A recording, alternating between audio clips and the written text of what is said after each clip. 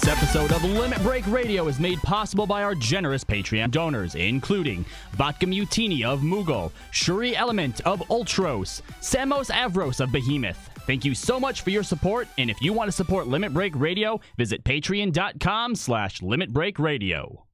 Coming up this week on Checkpoint Radio, Riot Games, makers of League of Legends, have let 2 employees go in the wake of the PAX West panel. We'll tell you why that matters. Plus, we'll take a closer look at the relationship between developers and their content creators. That's all coming up on your source for esports and video game discussions, Checkpoint Radio from Westwood One. Join me, Nate, Robbie Norris, and Joe for Checkpoint Radio. Listen on demand Fridays at our website at checkpointradio.com.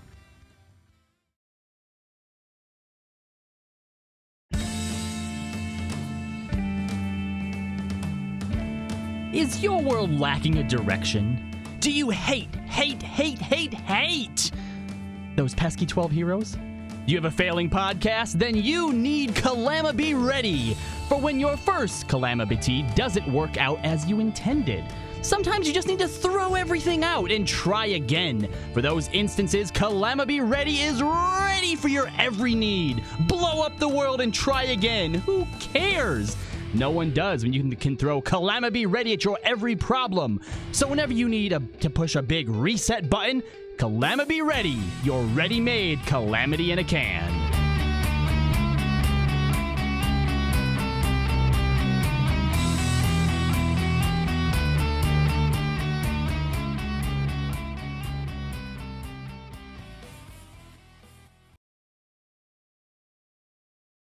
Live from Eorzea. Limit Break.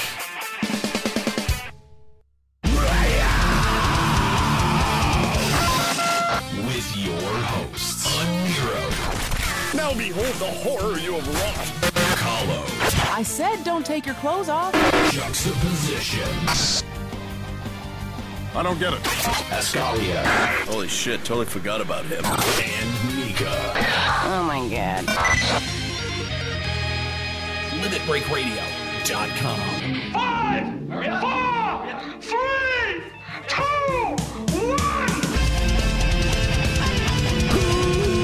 1. Welcome to Limit Break Radio. I don't know what that little voice break was there. I was going to say, do we just ignore that, or...? I don't know. That was like my down south little yodel that I was doing. I don't know what that was. What's going on? Welcome to Limit Break Radio. Thanks for joining us. Twitch.tv/Limit Break Radio. Let's kick it on over to our Eorzean studios. It's going to take me a second to get them up online here, but we appreciate having you along. Twitch.tv/checkpoint or Limit Break Radio, limitbreakradio.com. Geez, it's hard to remember what show I'm on. I get it though. I mean, we don't have Juxta here today, which I know being away from him, yeah, you have a little bit of separation anxiety. Like so. it's a certain smell that I'm used to when it's time to do Limit Break Radio, and that smell is gone. Yeah, so, when Daddy doesn't have his baby, he suffers. Gross. So we're here to talk about the patch 4.4 preliminary patch notes that were just dropped a couple of days ago. And thank you, Square-Enix. Yes, not waiting till Monday. Yeah, pretty early actually. Yeah, the one thing that Square-Enix has done for us. So anyway, thanks for joining us. We appreciate having you along. At limitbreakradio.com for a full archive. No one of color on the LBR staff, but somehow you are always on CP time. Not the representation I'd like. There's the drops. There, I forgot to have the donation audio up. Whoops. It's somehow still Juxta's fault. My bad. Yeah, that is Juxta's fault. We'll go with that. Anyway, Morgan Freeman's saying no one of color on the LBR staff, but somehow you are always on CP time. Not the representation I'd like. Thanks, Morgan Freeman. Appreciate it. You're getting started around 20 minutes after 4 today. You know, that's just kind of how we roll here at Limit Break Radio. Blaze 'em. That's right. So yeah, no Juxta today, which means that I think it's his baby's birthday. is it? Is that right? No, I thought that was like a couple weeks ago. No. I remember him saying she was having a birthday party like a couple weeks ago. Well, no. I think that was just letting him saying that her birthday's coming up. Yeah. You're fired! Yeah, because the last time he wasn't here, it was for a baby reason, but it was for somebody else's baby. That's right. Yeah. Now, that's right. Okay. Yeah, so, I think it's this time it's his baby. That's what we're understanding. Okay. Damn, his baby made it to 1 year. I think we lost a bet somewhere along the way. Oh, that's dark. No. That's dark. Anyway, thanks for joining us. Appreciate having you here. Twitch.tv/Limit Break Radio. Going to be talking about patch 4.4 preliminary patch notes today. If you want to give us a call, Limit Break Radio on Skype, 810-515-8715, limitbreakradio.com/Discord to call the show. I'm having to run calls today, so yay. If you want to... I'm sure you'll do fine. Yeah, I'm sure that there won't be any problems there. There hasn't been already 3 technical problems with this broadcast yet. To be fair, I don't think your voice breaking counts as a technical problem. Maybe not to you. Oh, all right, fair. There's another one. It's okay. I'm still feeling it from last week, too. I'm like, ugh. Yeah. I mean, the thing is that when you increase your output the way that Checkpoint Radio has, you know, like I have to use my voice on a way more regular basis now. Basis. You know, like I don't have the luxury of just coming home and not speaking to anyone anymore. I got to come home and now I got to be on like meetings, conference calls. We're doing important stuff with Checkpoint Radio, which means that our work is never done. Maybe you should start drinking like real tea that'll actually soothe you instead of the. In fact, you don't even drink tea anymore. You start drinking Monsters. Yeah, I know. That can't be good for you. I know it's not good for me. I tried to bring him at least like the low fat one time. He's like, "Don't bring me that shit anymore." So I threw it at his head and exploded everywhere. He missed because Dark Knight. Yeah. Ouch. That's an old joke. It is. But old joke. Oldie but a goodie. An old chestnut. That old standby. Anyway, thanks for joining us. Give us a call. Limit Break Radio on Skype, 810-515-8715, limitbreakradio.com/Discord. We want to hear from you, whether or not you're going to be interested in coming back for what 4.4 has to offer. I saw Kooky in our chat earlier was asking who's excited for it, and there weren't a lot of people. Decidedly muted reactions all around. Yeah, there's not a lot of people that are excited for this one. Big patch notes, though. It always surprises me somehow that when we get the patch and there's not a whole lot to do, yet you look at the patch notes and they are huge. How do they fit so much nothing into those patch notes? You're right, because I mean they're just re-describing things that we've already played, or changes that nobody asked for. Right. Yeah. I mean, they're adding a couple new trials and stuff. Yeah. We'll get to it. Yeah, we'll get to it. Okay. Something that that I want to mention too. Obviously, we do have our Patreon postcards from Eorzea that go out. I know a great way to get the 150 VIP passes for the after party. And he is not here to defend himself. If we reach the 150 VIP passes goal, Junta has to get kicked in the nuts again by any arrow. Wait, Junta? Live on stage? No. Oh, he won't be there. Yeah, no, Juxta won't actually be there. Yeah. Yeah. Sad face. Yeah. We will tell you who is going to be there. So... In a second, I have to finish the Patreon postcard. Finish that up. Go ahead. So, if you signed up for last month's Patreon, then your Juxta card is in the mail, and it features him in a wizard robe and hats with Hearthstone cards. So, because of course it does. He's a Hearthstone wizard. I feel like it's a nice looking card. That's a parody song. I think they were very generous about his body representation. Oh, weren't they? Yeah. In fact, I kind of wanted we should have got her on or reached out for comment and been like, he looks a little slim. Did you not feel confident like giving him his ghost? I mean, for that postcard takes off at least 50 pounds. Oh, that's being real generous. Oh, that's real generous. That's like 100 pounds right there. Yeah. He's actually like he actually has like curvature to him in the opposite direction than what he's used to. That's right. But we do actually have a special thing going out next week. If so far, let's say, you had to drop down from the $20 mark, or you've been one of the ones who haven't bumped up because you're like, a single postcard from Eorzea, it's not worth it. Let me just tell you, I'm not going to spoil anything, but if a single postcard from Eorzea wasn't enough for you, you should definitely consider signing up for Patreon this month, because next month's going to be a doozy. Yeah. Yeah.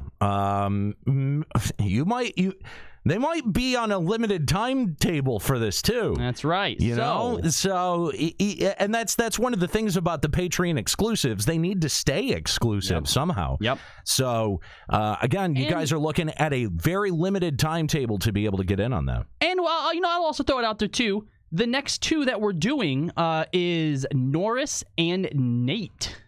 Incarnations of them from IRL. Not on the same card. Not on the same. No, not on the same card. Yeah, I didn't think so. Anyway, so patreon.com/Limit Break Radio is how that is done. We are also proud to be hosting the community after party for FanFest. That is Friday, November 16th, 2018 from 8 p.m. to midnight over at the Esports Arena at the Luxor in Las Vegas. So a couple of things we have clarified with the venue. First of all is that our presentations will actually not be on stage, because that night they've got a Fortnite tournament going on. And they've had that Fortnite tournament going on for a while. So not a whole lot that we can do about that. But we will have the entirety of the upstairs as well as the studio that they have in the esports arena to be able to do our special FanFest episode, which you guys can look forward to. If you can't be out at the Luxor in Las Vegas, you can catch that right here at twitch.tv/Limit Break Radio, although may not be on this channel particularly. We'll have more details about that a little bit later on. But yeah, if you want to reserve your VIP packages, they are $59.54. You can do that at limitbreakradio.com. We are proud to announce that out at the FanFest after party, we will have Escalia Rayumasa. Limit Break Radio alum returning. That's right. Escalia is going to be joining us out in Las Vegas, and joining him, I don't know that we have this 100% confirmed, but I know that he's looking into it. So I feel kind of comfortable saying that it's a very good possibility that we may also have Prince Clary in the house as well. Oh, damn. It's going to be a party now. So, I don't think I've ever met him in person. You may not have. Escalia and Prince Clary going to be at the FanFest after party. We are going to be progressively announcing more and more guests as time goes on. So, look forward to it. That's right. That's right. And also, if you guys remember, I forget if it was our last show or the one before that, where Nika said that if we manage to get 75 VIP open bar reservations before Juxtober, she would actually try out World of Warcraft live on stream. Yep. We're halfway there. Halfway, guys. Halfway there. That's right. If you've been sitting on the fence, or if maybe you've been waiting for like your next paycheck or whatnot to come in to be able to do it, I'm sure that Kooky or Lloyd will throw up that link in the chat. Hop to it so we can get that scheduled. That's right. And, of course, we're going to be announcing more and more guests as we get closer and closer to the event. There may be, I don't know, do we want to give any hints as to who we're talking to at the moment, who we may have some soft confirms? Someone whose name maybe rhymes with Shister Shappy? Oh my god. I don't know. Is that a little obvious? Is that too obvious? It's a little. I didn't announce anything. I didn't formally announce anything. Oh my god, you're terrible. That was horrible. That was so bad. That's a hint. That's a hint. Oh, guys, a hint. Don't read too much into Take it with a grain of salt. No, the real guest, Sister Crappy, shows up and everyone's really upset. Like, who's that? That name is very literal. Yes. We're like, nah, so you gotta go, Sister Crappy. This isn't gonna work out. They fart the different songs from Eorzea. That's what their gimmick is. Also, possibly another person who got their start in the community, shilling for pet food. pet food Well, company? we announced. We announced. we? I thought we did. Last week we announced. Yeah, we announced Fusion X was going to be there last week. Oh, all right. So I guess Fusion X is coming, guys. Yeah. So, also, I'm going to be on 8th Right Radio celebrating their, I think their 9th year anniversary or whatever it is. Is that it? I think so. They're only up to 9? I think so. I mean, that's as long as at one point it's been around, right? Oh, okay. Yeah, that sounds about right. So we've been around for you can 11 join me years, over there September 22nd at I think it's 2 or 3 p.m. Over at the Gamer Escape channel. That's going to be a whole lot of fun. I think they do their shows live. I'm not 100% sure, but anyway, that I will be definitely appearing on that show. So make sure you check that out over at gamerescape.com. Morgan, I'm sorry, but Blister Yappy was a bit above our payroll. He had a really high appearance fee, so we were not able to get Blister Yappy. Yeah, it's unfortunate. Maybe next time. Yeah, we'll keep trying. We'll keep sending those tweets. Sometimes desperation works, man. That's right. Do you know, I guess Jux would have been the one to ask. I know he said that we got one entry for Juxtober in, but it's not too late to send yours in if you would like to be Juxtobered That's this right. year. September is counting down, and we are very close, dangerously close, in fact, to October, which means that we're going to see the return of Juxtober. So if you'd like to put your show into the pile for tribute, then please do so by sending an email over to hosts@limitbreakradio.com. Now, obviously, okay, I feel a little bit like I need to explain the bit, okay, because the point Juxtober is built out of a bit that Opie and Anthony used to do when they were on satellite radio called Jocktober, where in October they would listen to various morning shows across the United States and critique them, and they were never nice to them. There was never a show that they were like, oh, that wasn't bad. Harsh criticism. Right. Honest, harsh criticism. Maybe if you really want to be a fucking, stickler about it, a lamer about it, overly harsh, purposefully harsh criticism. It's a little bit like a roast. Yeah. For a radio show. We thought we would do the same thing for the podcast. In fact, if anyone wants a good example, you could obviously listen to our old Juxtober episode from last year when we did RPMMO Radio. Right. But I'm sure everyone remembers us tearing apart the trailer for Daddy of Light. It's a little bit like that. It's essentially what it is. It's a little bit like that. Yeah. So please send your podcast if you want some honest and harsh criticism, and we will try to say a few nice things about it towards the end. Send that over to hosts@limitbreakradio.com. The thing is I mean, I don't think we're as quite as arrogant as Opie and Anthony is. So if there's a really good show in there that you could end up leaving us going like, oh, this is actually pretty good. Yeah, I'm pretty sure that we gave a few compliments to somebody. Did we? I don't know. I don't remember that. Trying to give us the benefit of the doubt. Yeah. So, hosts@limitbreakradio.com is how you submit your entries for Juxtober. All right, let's check out what's going on in FF14 news. This is a Limit Breaking News Update. All right, we're going to start today's news off with one that I was actually really dreading, but it's not as bad as we thought it might be. So along with patch 4.4 comes the new wedding options and the anniversary options. I fully expected the anniversary to cost money, but it doesn't. So that's cool, I guess. Besides that, you can have new lighting options, new gondola and procession options, I guess, have been added. So if that's your thing, gross, I guess. That's that, Nika. So you because people are basically role playing a fake marriage. It's dumb. I mean, I guess.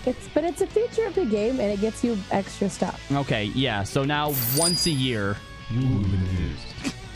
So now once a year, you can go and undertake your anniversary quest. Unless your spouse unsubscribes from the game. Womp womp. Womp womp. Nika, you gonna get remarried in game? Can you? I don't know. Can you? That's a good question. I actually, well, here's the thing. Back when I played, and my benefactor played a lot more too, she wanted to get married to get the mount, right? So I had started that quest with her. A few months ago, I'd actually tried to abandon the quest since it's never going to happen. There is no abandon option, so no. I think once you're married in Eorzea, that's it. It's a done deal. Well, that's a little, even if I like a little drop puritanical. You can try, but yeah, I'm pretty sure. But I don't want to. I'm hoping that one day he'll come back to me. Alto Ryuki says yes, you can. Well, look, it says you're full of shit. It says till death do you part, not unsubscription do you part. So then, I don't know, go wipe to something. No, apparently you throw away the ring, then wait 2 weeks. There you go. Okay, but what if you haven't gotten the ring yet? What if you're in that limbo area? Okay. It may be, you may be screwed. Yeah, oh well, that's all right. So with patch 4.4 looming on the horizon, the official site has gotten a few more updates, including a blurb for the next and final iteration of Omega, which we'll get to. The Leap of Faith jumping puzzle in the Gold Saucer, and the additional updates, which include new hairstyles, emotes, pets, mounts, and Alagon tombstones. Yay. Well, I mean, let's see. Let's take a look at what they added. A little info about AlphaScape.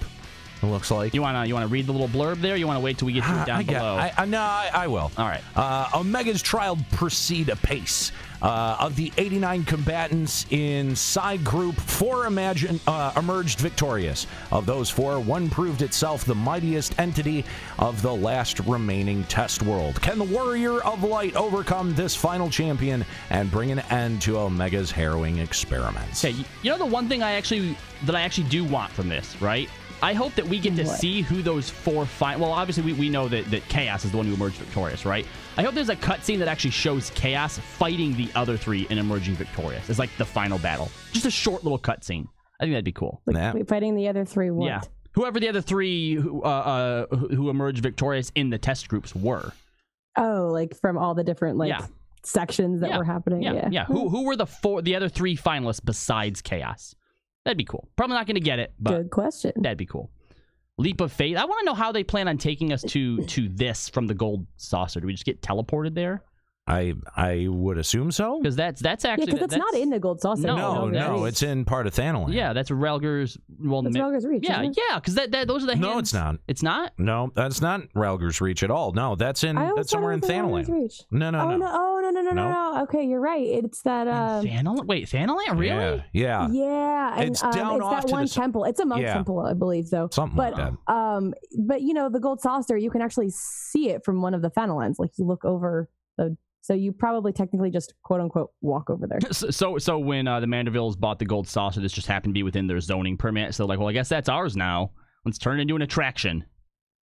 I guess. I mean, I don't know. They should. I mean, it's nice that it's finally being used for something. It was like a pretty intricately designed area to never be used for anything. Oh, they're saying it's the ruins of Silda. Oh, okay. And it's being used for a theme park jump puzzle. Hooray! That actually seems appropriate. Yeah. And if you go down a little bit more here, we can see some of these new hairstyles, mounts, pets, and bullshit. Domain Reconstruction gets a school. Oh, shut up. Nobody cares. So is this the tome? Wait a minute. Children of Eorzea. Wait, full stop. Is this the tome? This is the tome gear? Yeah. Oh, no. Yeah. Oh, no. Yeah. It's boring. It's terrible. And we're surprised why? I'm not. Okay. No. I'm not. It's just like you would think like.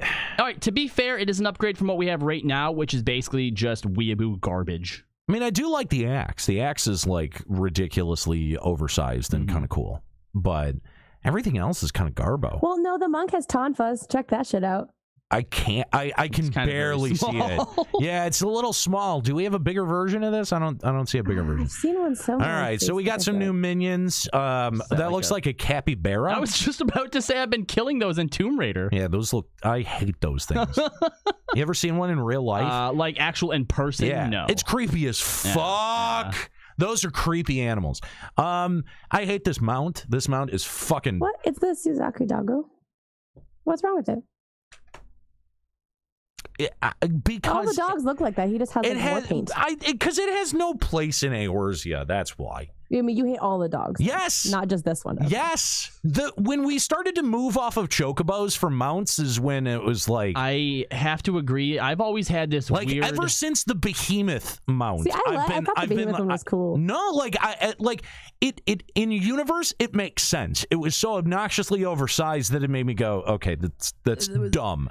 But then when we started getting into, like a whole variety of horse mounts and bird mounts, and I'm just like, man, fucking, this is like so not a Final Fantasy game anymore. And to be fair, because I feel the same way, and it is because it's an MMO, right? So there should be more mounts. I get that, right? So I realize that the way that we feel is a little bit, what's the word I'm looking for? I'm completely blanking on jaded. It. A little jaded, yeah, a little bit, because we should have more mounts. But you're right. As a Final Fantasy, I don't ever want to. It's a little puritanical right there. Yeah. I don't ever want to ride on anything besides the chocobo because it's Final Fantasy. And because it's a chocobo. Exactly. Yeah.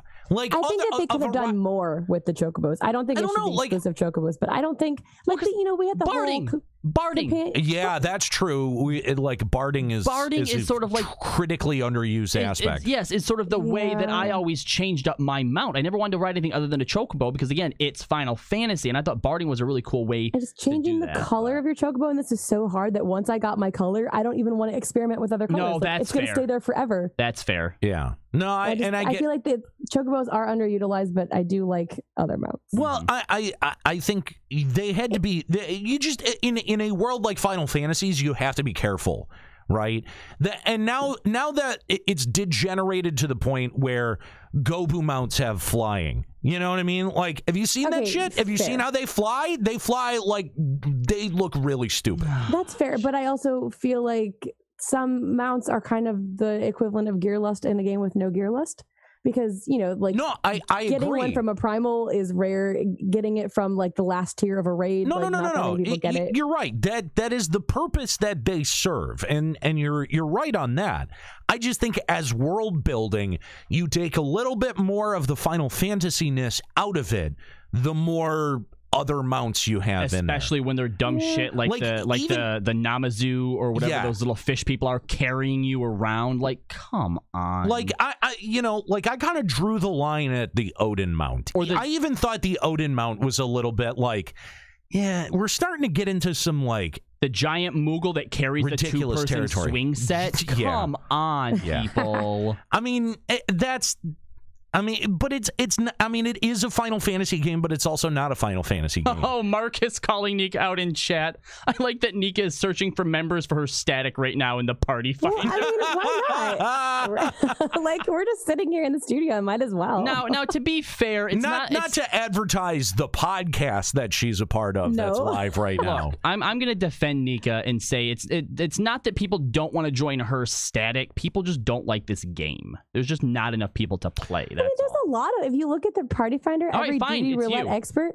look how many people are rating. It's you. Nobody wants to we tried. I gave you the benefit of the doubt. What are the new emotes?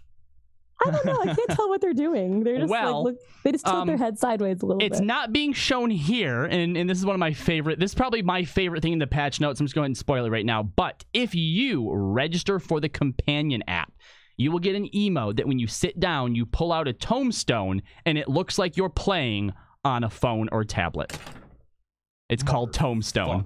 It's the Tombstone emote. Wait, where are you going? Anira, where are you going? No. Anira, we have a show to do. Anira. I'm sure we'll come back to it later. We'll show you if you're actually watching us, live on YouTube, you'll see it. But yeah, the Tombstone emote. I mean, that's kind of cute. It's honestly probably the best thing about the companion app as of right now. I will 100% agree with that. If I cared at all about this game or about the emotes, I might actually sign up for a single month in order to get it. But this is going to prove to be a bit of a problem for some people. Just after the show last week, Noriko Star on Twitter had a weird issue. She was trying to sign up to try out the companion app, but she just wanted to try it out for 1 month, right?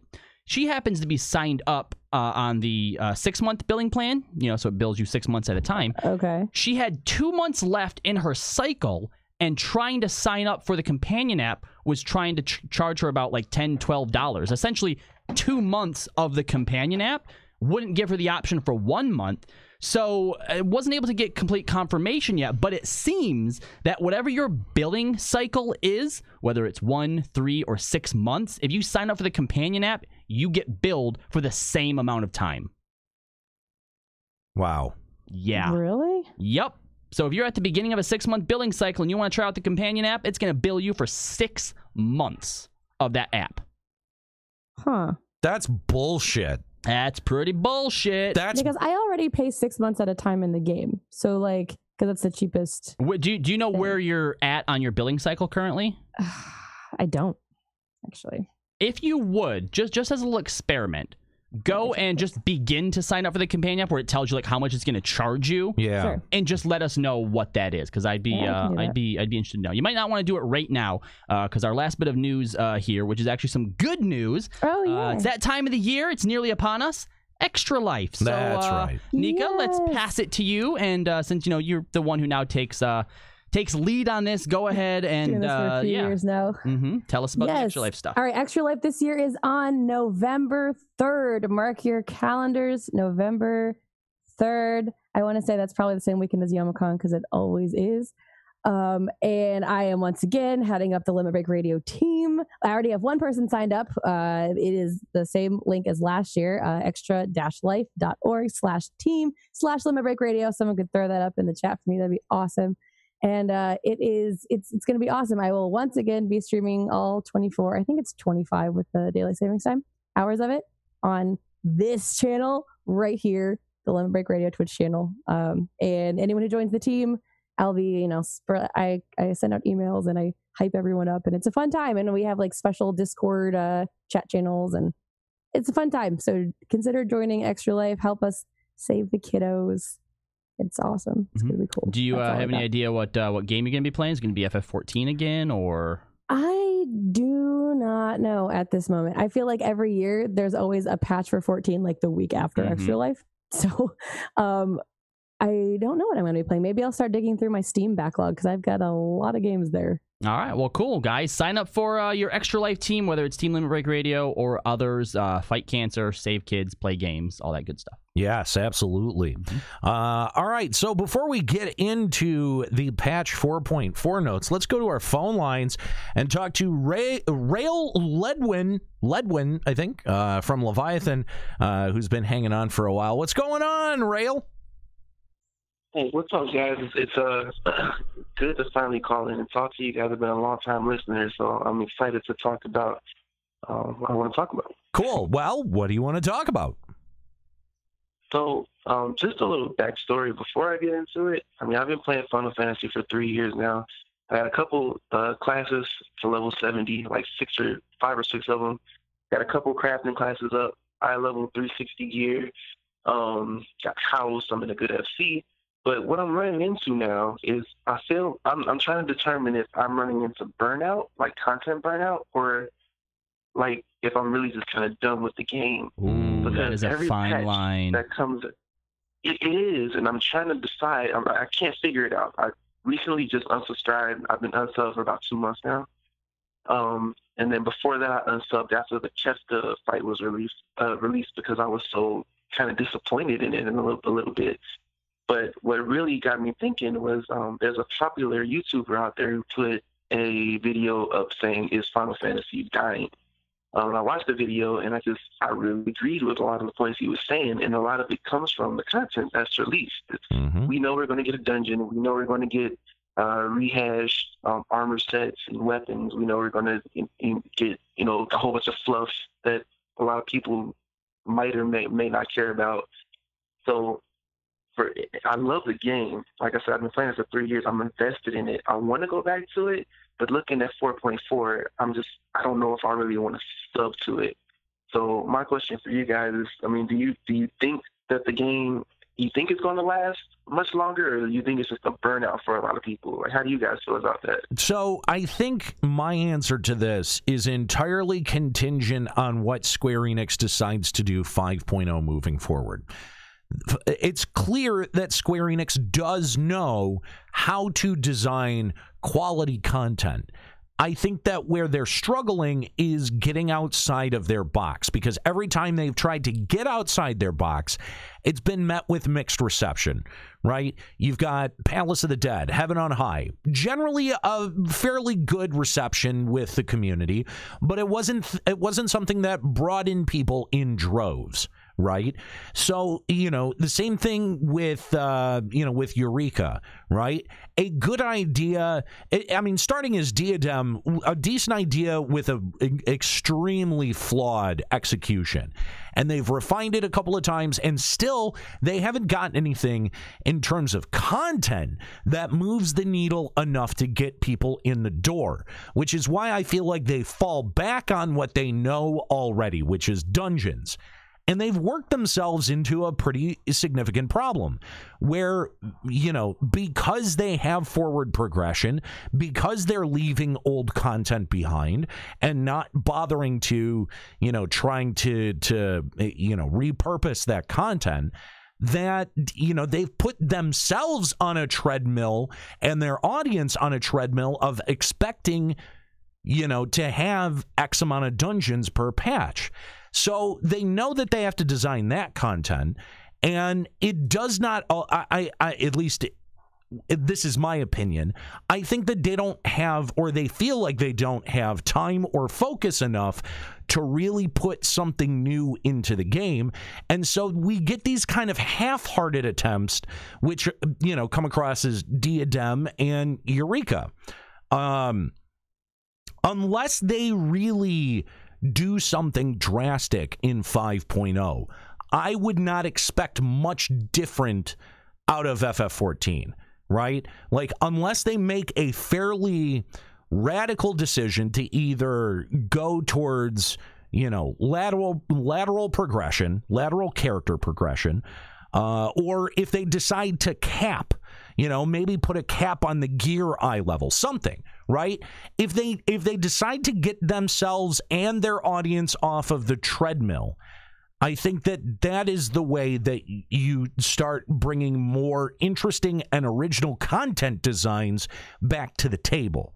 Unless they do that, then we know automatically that we're going to be getting another dungeon or two. Yeah, exactly. And it'll be kind of a copy and paste methodology between the content. And I mean, you're totally, the monotony of the content is part of what is driving players away in droves. I'd actually like to address the question a bit differently, because first of all, this is probably my favorite question we've ever gotten on the show, because it's not even anything that I've ever even thought to ask myself. How do you tell the difference between whether or not you're just burned out or whether or not you're actually losing love for a game? And first of all, I don't think that we can tell you that, because we're a little bit biased, right?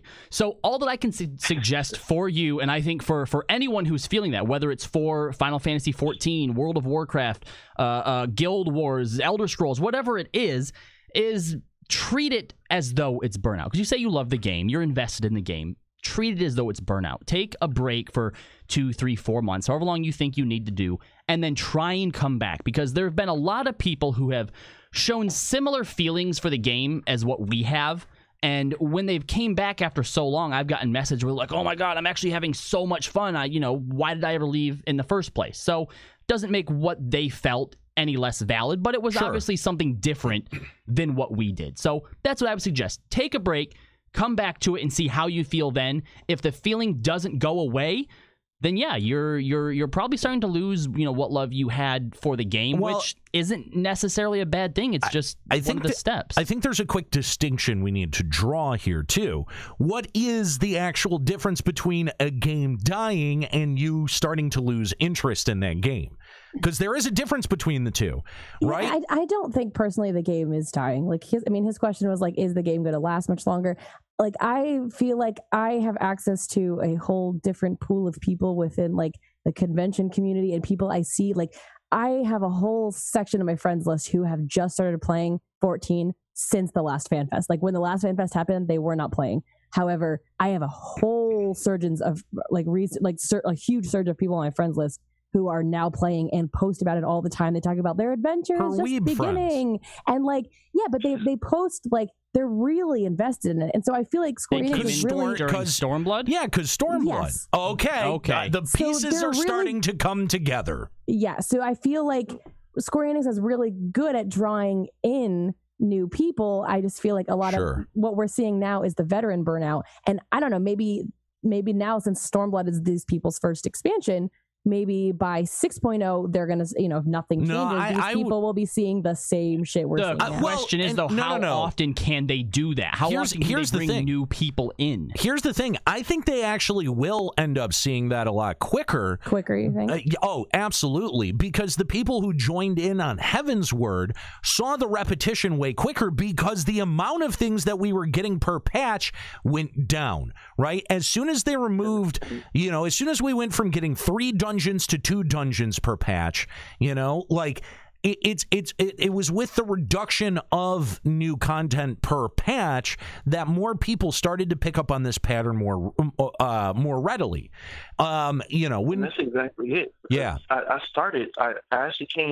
bought the game A Realm Reborn day one, and I played it for a little while, and I couldn't get into it because I couldn't connect with any of the classes. So once Heaven's Sword was released and they brought out Dark Knight, which was my favorite job out of the whole series, I jumped back in it, and I haven't been playing it since. Mm-hmm. But that's exactly it. Playing from Heaven's Sword up until now and seeing how the content has kind of been dwindling. It's very slow. It's like a slow drip release, and it's very repetitious. It's like I said, I've been listening to you guys for a while, and I remember kind of getting upset with you all because kind of ragging on the game so much. But after playing it for a little while, I'm like, fucking Limit Break Radio was right. They were exactly right. Everything they were saying. That. Yeah. So like I said, I really enjoy it because I love Final Fantasy. A lot of good memories in the game, but I want it to be better. I feel like it can be better. Even if they release a dungeon every once in a while, they always compare content to WoW. Like everybody always says, well, WoW's doing this, WoW's doing that.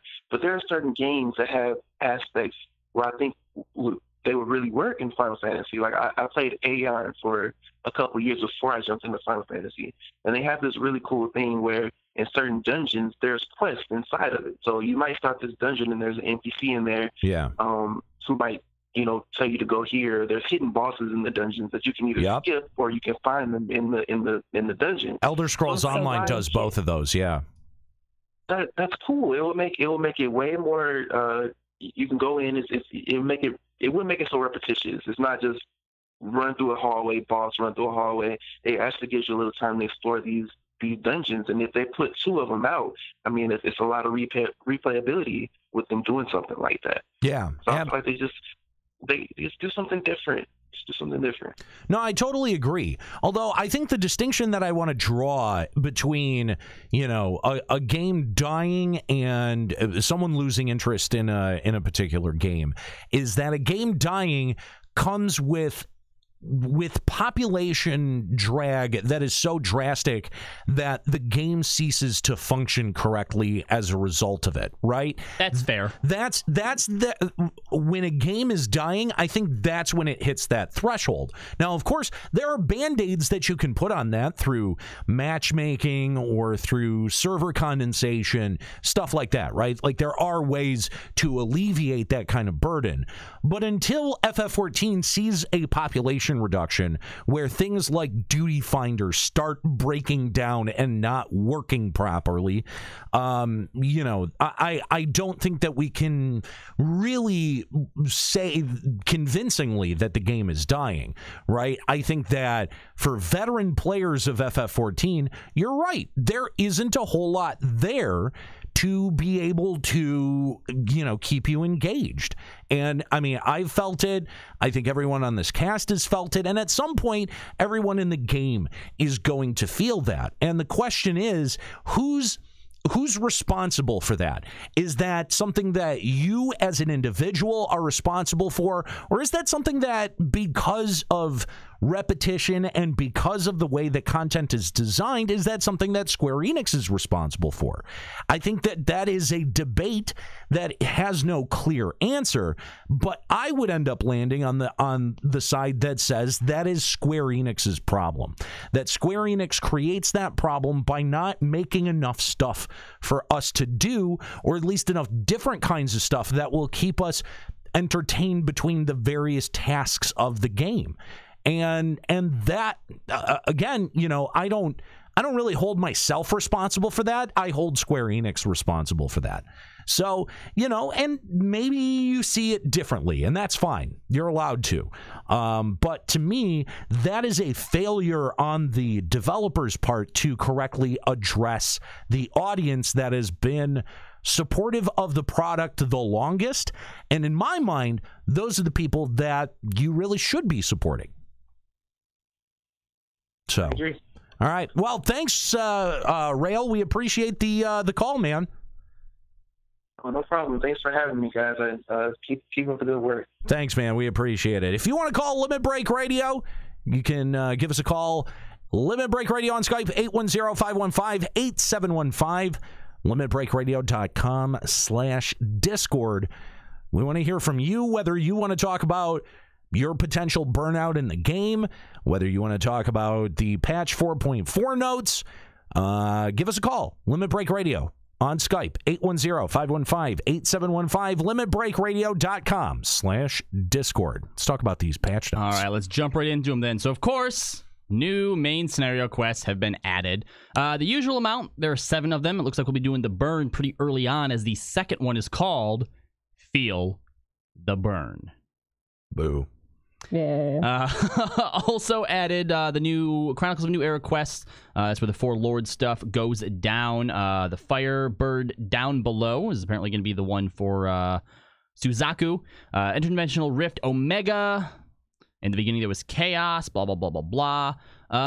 So we are starting off with Chaos. Oh, yeah. Chaos is the first one. Yeah. Okay. It's gonna go Chaos. That was, I did not know that Omega, was confirmed. and then someone Mystery. No. I knew that was the leak that came out, but I didn't know that it was confirmed. Too. Okay, all right. The trailer, since they went out of order for everything on the trailer, I no longer trust anything in the trailer. Live letter that they did during the broadcast, they showed Chaos as the first leg of the. Okay. So actually, something I've been trying to work out in my head, even if there's obviously nothing we can go on as proof into how it's going to unfold, is exactly why we fight them in that order. So obviously, yes, Chaos, the final testing group, whatever, we beat him. But if he's the final testing group, then I don't know. There's part of me that thinks that we're not going to be fighting a simulation of Midgar Sormer. That it's actually Midgar Sormer we're going to be fighting. Possibly. I'm just trying to figure out why. The only thing that I can think of, because after we finish off the test group, the next logical thing that we should be fighting is Omega, because Omega has now found what it would believe to be the most powerful thing on Eorzea or within Eorzea's history, right? So I think that the reason we fight Midgar Sormer, and again, this is just from what you've told me over and over and over again, this is essentially just Dragon Ball Z's tournament arc, right? Okay. That we've been doing. So we fight Midgar Sormer because he wants to test us to make sure that we're ready to take on Omega. I don't know. I feel like... I mean, if that's the case, I'm going to be pretty upset. Oh, me too. That's going to be stupid. Me too. And then when we beat Omega, it turns out, since we were the first one to defeat him, now it sends some signal to whoever his creators were, potentially Adam and Eve. And there you go. That's the culmination of Omega's storyline. Can it not be? Yeah. So it's basically gonna end the same way that it started, a big wet fart. I don't know. I hope that they're a little bit more clever with it than that. I mean, I have no proof or evidence that they would. Do you have hope that it will be? Not even that. It's just like, come on, don't fucking let me down. I think they're gonna let you down. They might. Yeah, they have before. So there's my Juxtadamus prediction for the storyline for Omega. I'd like to be wrong, but I'm not. I do think that Alpha is actually the final boss in some way, shape, or form. Whether Alpha it turns out to be like Adam and Eve. Yeah. or what, but like Alpha has been too much of an anomaly and a weird character there. I think that what I just said can still be true, and yeah, Alpha ends up being the Adam and Eve, or ends up being the creator in some way, and that's why he's such an anomaly. So yeah. Apparently they've adjusted the Legacy of Allig quest line or obtaining the items. What was that? Are those the fates for getting into... I think, is that a relic quest? Or it might be relic related as well? Anyway, the location of them have been changed for some reason. So, okay, that's cool. New side story quest has been added. The Doman Enclave. Legacy of Allag is to unlock the Crystal Tower. Crystal Tower. Like. Oh, okay. Yeah, I think you had to collect like crystals. You had to get fate items? Yeah, I think you had to get fate items. I do remember doing 4 specific fates. God, I don't remember doing that at all. Oh my God, it's so long ago. You're right, I don't. Yeah, so but that's what that is. They just changed the location of those fates. They nerfed it. Okay. So yeah, the Doman Enclave has a new cutscene. You just have to complete the reconstruction. It probably has a ton of more cutscenes because the last reconstruction, like I'm assuming didn't do it. There were like... You would be correct. There were like... All right, well, according to this, 6 weeks worth of cutscenes. They've like added every week you get another. Okay, but were they actual cutscenes, or was it just like a little sweeping view of like these are the changes? No, you'd actually have like, I mean, they weren't like voiced cutscenes, but they were like actual story. Like there's a story, there are characters that are like fighting with each other to like have their thing be better than the other person's, and like they're building it up, and like there's a whole thing with like how Doma's really has to make special paper, so they make a paper mill. Like there's an actual story to this. Doma has special paper. History. Doma has a history of making very unique type of paper that only Doma can make because of the type of trees that grow in Doma. I don't know. It's a thing. So like there's actually a story to the Doman Enclave, and like there are characters that you kind of care about. Should be rolling so papers. There are cutscenes and there is a story to it. I just feel like it's still very out of the way and we don't really care. All right. Well, it is something that I have completed and I will complete. There's a new quote unquote quest there. So look forward to it. They've also made a few other adjustments to the Doman Enclave. New story quests have been added, which is probably the smaller cutscenes you were talking about.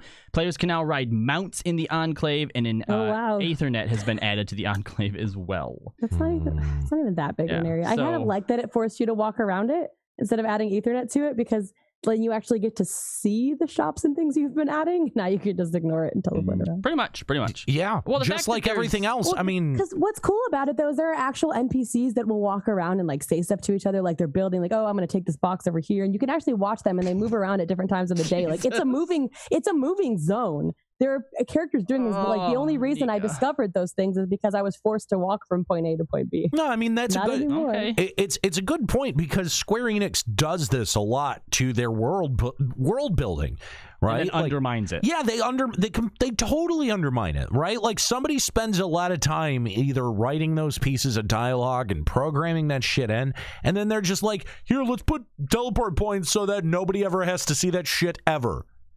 Why, it's not that big why of a make zone it? Either. It's not a problem to walk around it. Like, why make it? You're right. Like, Doman Enclave is not that big of a zone to necessitate an Aethernet. Correct. New side quest has been added. Saint Cocaine's Arboretum Harm Mode, which, by the way, I love the name of the quest, Secret of the Ooze. I know that's supposed to be a nod to the old Ivan Ooze from the original Power Rangers movie, but I'm going to pretend that it is.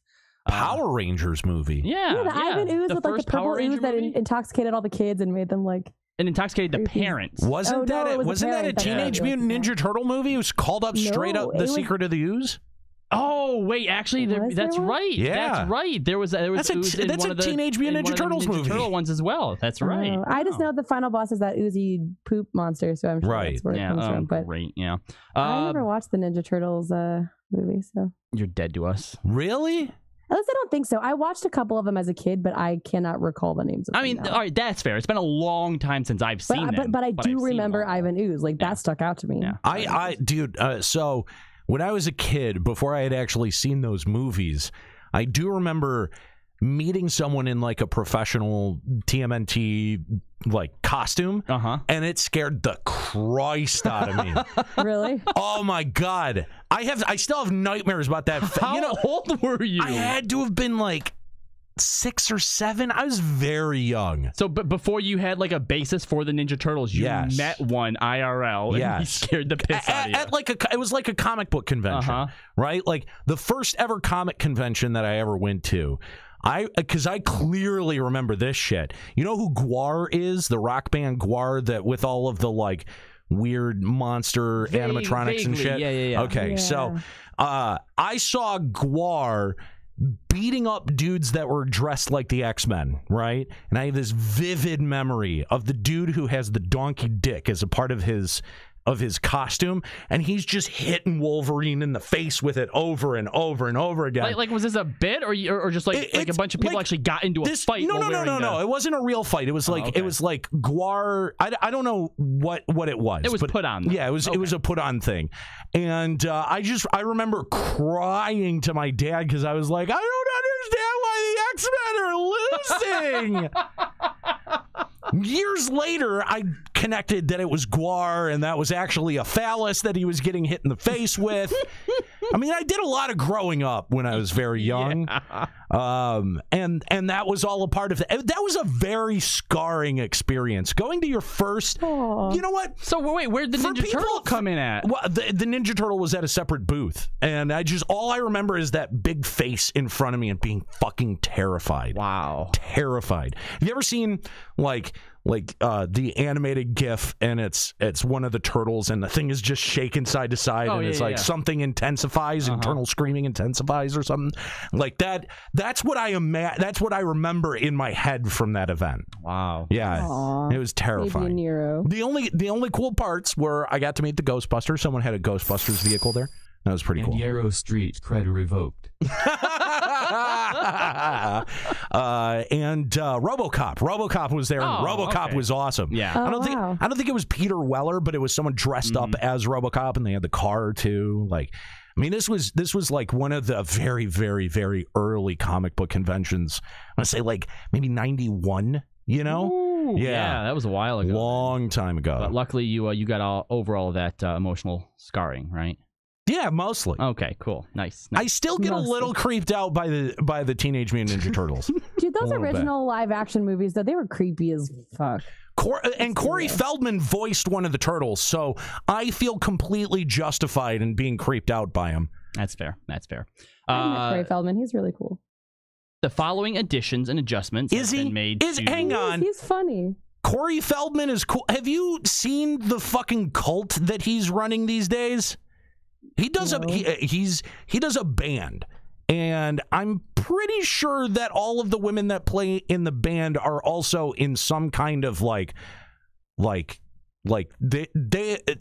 that's some kind of like sex cult thing that's going on there. Okay, it's creepy. Wait, didn't Hollywood just busted up some sex cult? Didn't they? I have no idea. That his? I don't think it was. Oh, okay. So he's still got one going on then. I mean, like look up. Nika's into it. Look up his band. Like look now up. I'm scared too. No. You should be scared too, but you should look up his band before you start going out there and say, "Oh, Corey Feldman was kind of cool." No, he really is not. Google it, Nika, and let us know if your opinion changes. Oh God, I'm scared. It's not. It's not good. Anyway, they made some changes to Zloe's Orphanage, so whatever. Changes have been made to the quest completions for the ties that bind. Nobody gives a shit about that either. All right, treasure hunt. You know, all right. So they've made adjustments to the whole Uznair canals, blah, blah, blah thing. Sure. I think this, out of everything in the game, is probably one of the most interesting and underutilized pieces of content. And really what it comes down to is just there's no reason to do it. Like the rewards are just non-existent. So they've added the shifting altars of Uznair now. And the way that this works is that when you go into it, you essentially get like this giant roulette sort of board that you know we saw in the additional updates sort of thing, right? Mm-hmm. So it'll spin around, and depending on what it lands on will determine what you end up fighting. So for example, it could result in a lesser summon, a greater summon, an elder summon. A purple one will summon a Tomos, which expels the party from the instance. The giant exclamation point causes the arcane circles to shift, and the white one summons a Matanga Prince, whatever that is. And it basically says, is that the gigantic elephant dude that they have at the beginning of this? Because never seen him before. Yeah, that thing is actually pretty fucking cool. It is. And even the few times I remember going down and even doing when it was just the Lost Canals of Uznair was fun, like in theory, to do, but all it gave you was materia you didn't need and gil that isn't worth anything. And once you got like the pets or the armor, which by the way I don't think was ever even specific to the Lost Canals, there was always other places you could get them. So you go in this, there's 5 summons are performed and the duty is completed, or if everyone gets KO'd or Atomos, removes you out, it ends. But I always felt like Uznair, like these sort of things were always so cool, but there was never any real reason to do them except for the tried and true Square-Enix just being like, well, just do them because. Just cause. Yeah. Yeah, I don't know. Probably try it once. See? And that's the problem! Although, to be fair, I did end up beating Heaven on High and getting all the way to the top.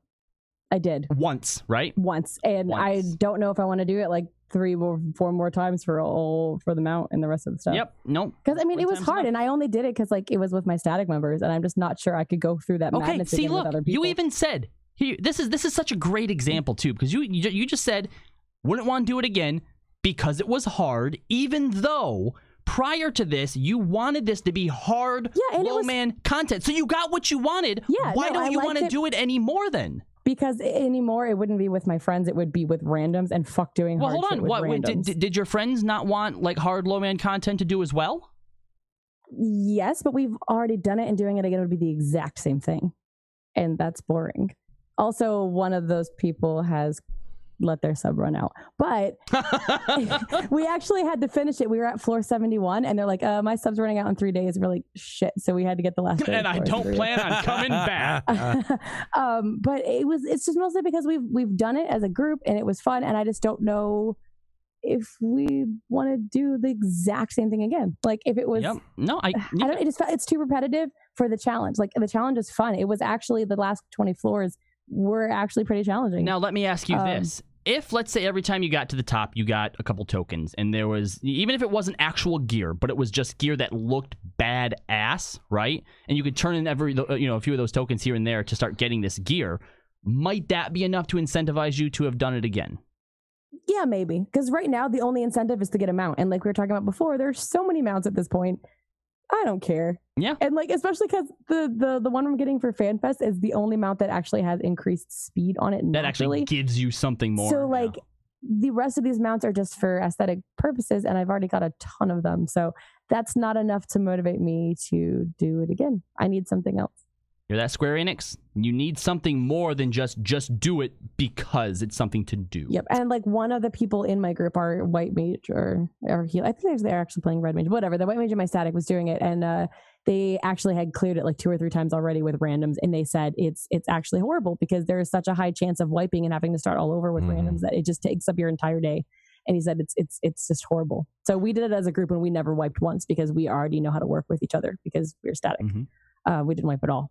Attorney, we came close. Attorney at memes in our chat, which by the way, that's a great name. That's a great name. The main issue with all of SE's recent content additions is that the carrot on the stick is not worth chasing for most people.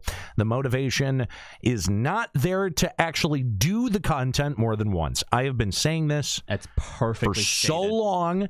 I have been saying this all the way since I had started rating back in 2.0.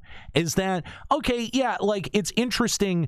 But then as soon as you make it irrelevant, which is 3 months later, then, you're right back on the treadmill.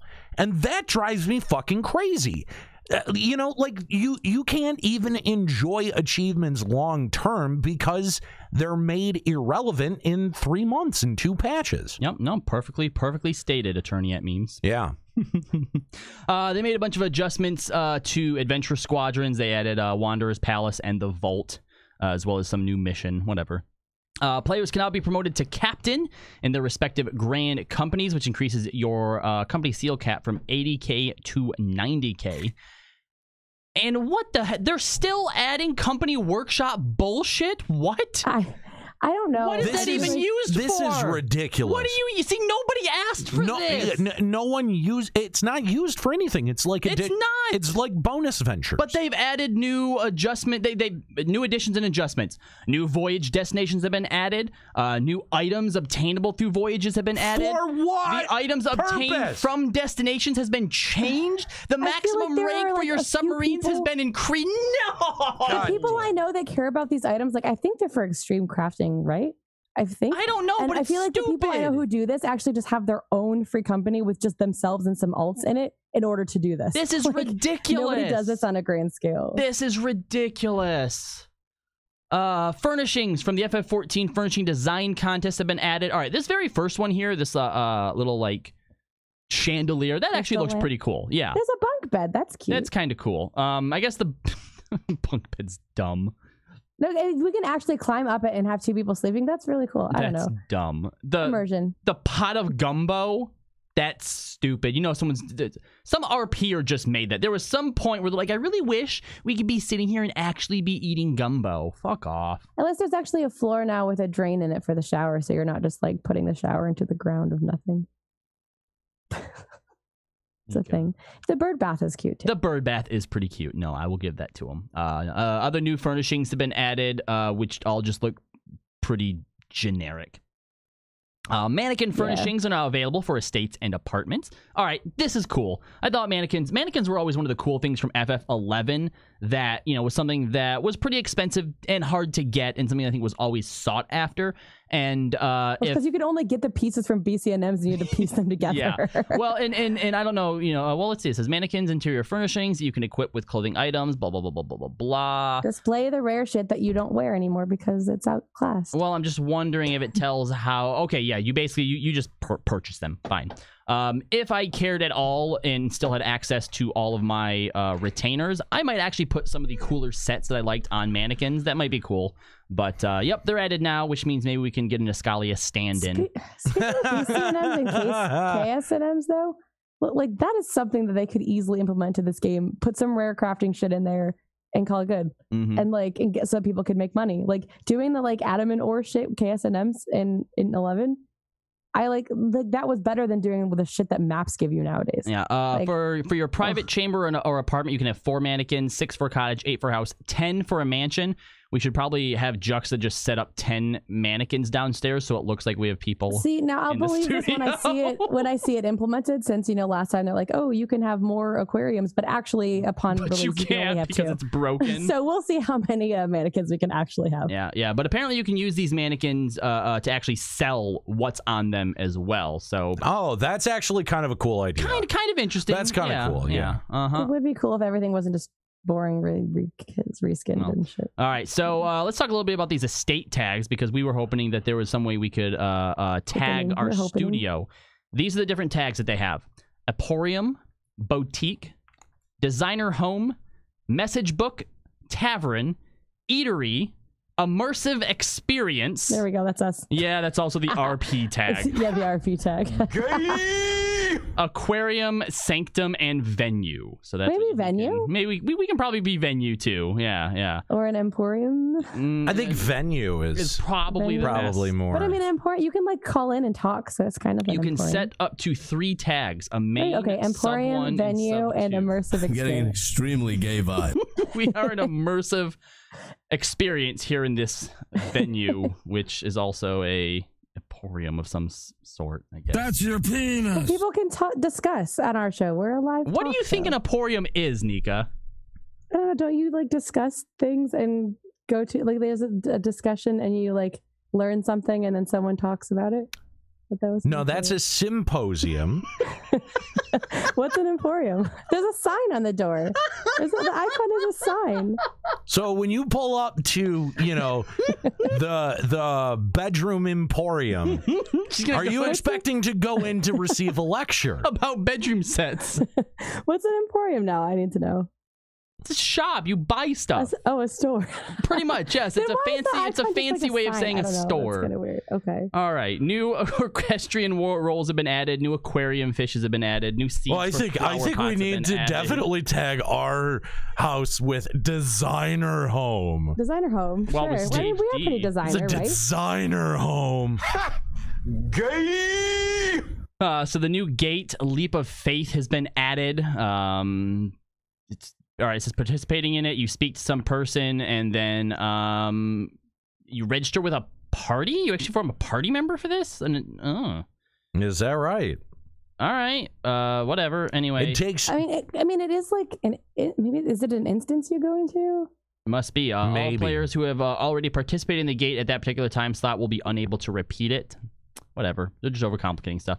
Rewards. Players who reach the goal point in the allotted time will receive 2,000 MGP. Otherwise, it's only 100. Additional MGP can be earned by collecting Cactar trophies placed on platforms throughout the course. That's actually pretty So you cool. have to like go other ways and Yeah. So you can get bonus stuff. 500 for the golden Cactar, 300 for the silver, and 100 for the bronze. Looks like they've also made adjustments to gates. Every hour on the hour in Earth time, you can do Cliffhanger, The Time of My Life, and Leap of Faith. Wow. Hourly, every 20 minutes past the hour, you can do Any Way the Wind Blows, The Time of My Life, and Leap of Faith. And hourly, 40 minutes past the hour, Any Way the Wind Blows, Skin Change We Can Believe In, and Leap of Faith. They've also made it so that The Time of My Life gives you 2,500 MGP instead of 2,000.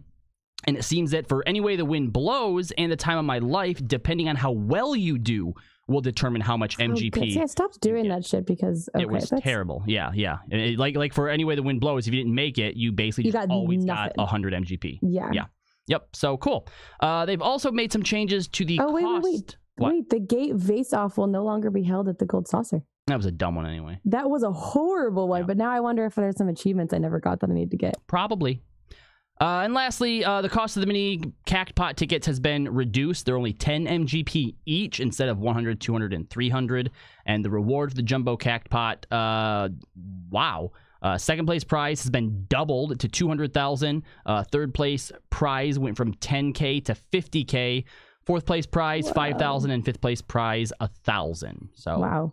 And it looks like you now also purchase Typhoon as a mount as well. Is there anyone who still does Golden Saucer stuff? I have to imagine it's pretty empty these days. Whenever I log on, I'll go and do the mini Cactpots, and that's it. I do the mini Cactpots. I always do Cliffhanger Gates or the Fungi one. No, it's been forever. I never do the other ones, just those two. And I do the weekly Cactpot, although about every other week I forget to turn it in. Yeah. Well, I mean, and Robbie Bobby in our chat kind of went where I was going with it. Is that, I mean, this seems like pretty desperate moves to get people back into the Gold Saucer. Really but I mean, updated it in a while. But all they've added is new Triple Triad cards, which doesn't even require you to be in the Gold Saucer anyway. True, but I mean, like, what?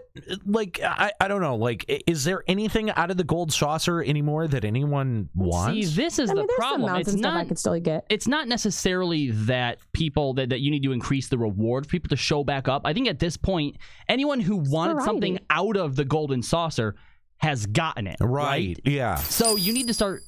So pretty much savage content and ERP content, hashtag stupid boring content.